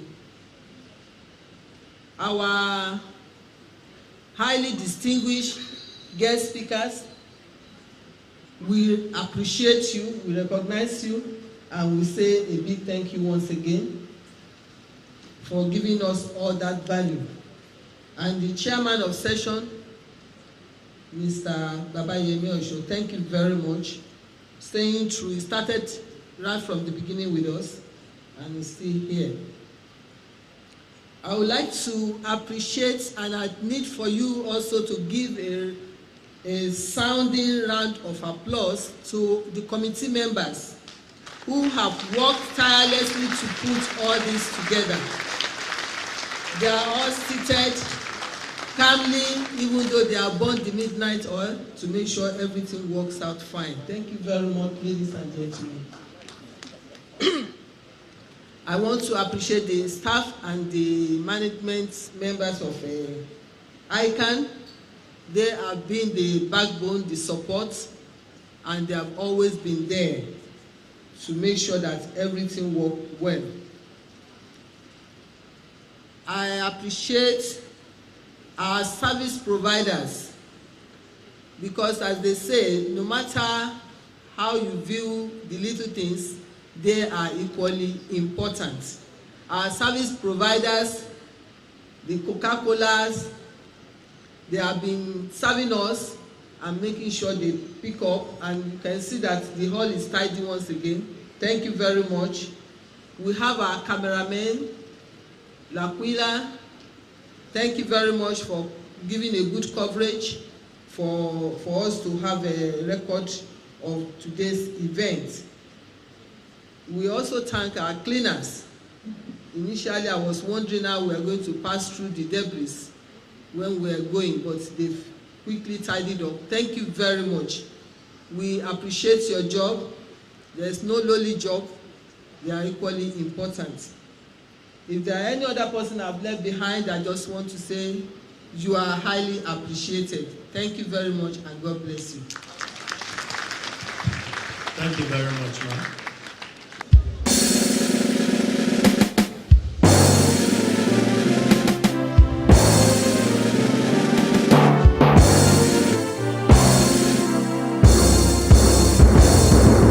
Bless God, I can fount of treasure in triumph of banner raised, standing stronger in harmony, building a land together.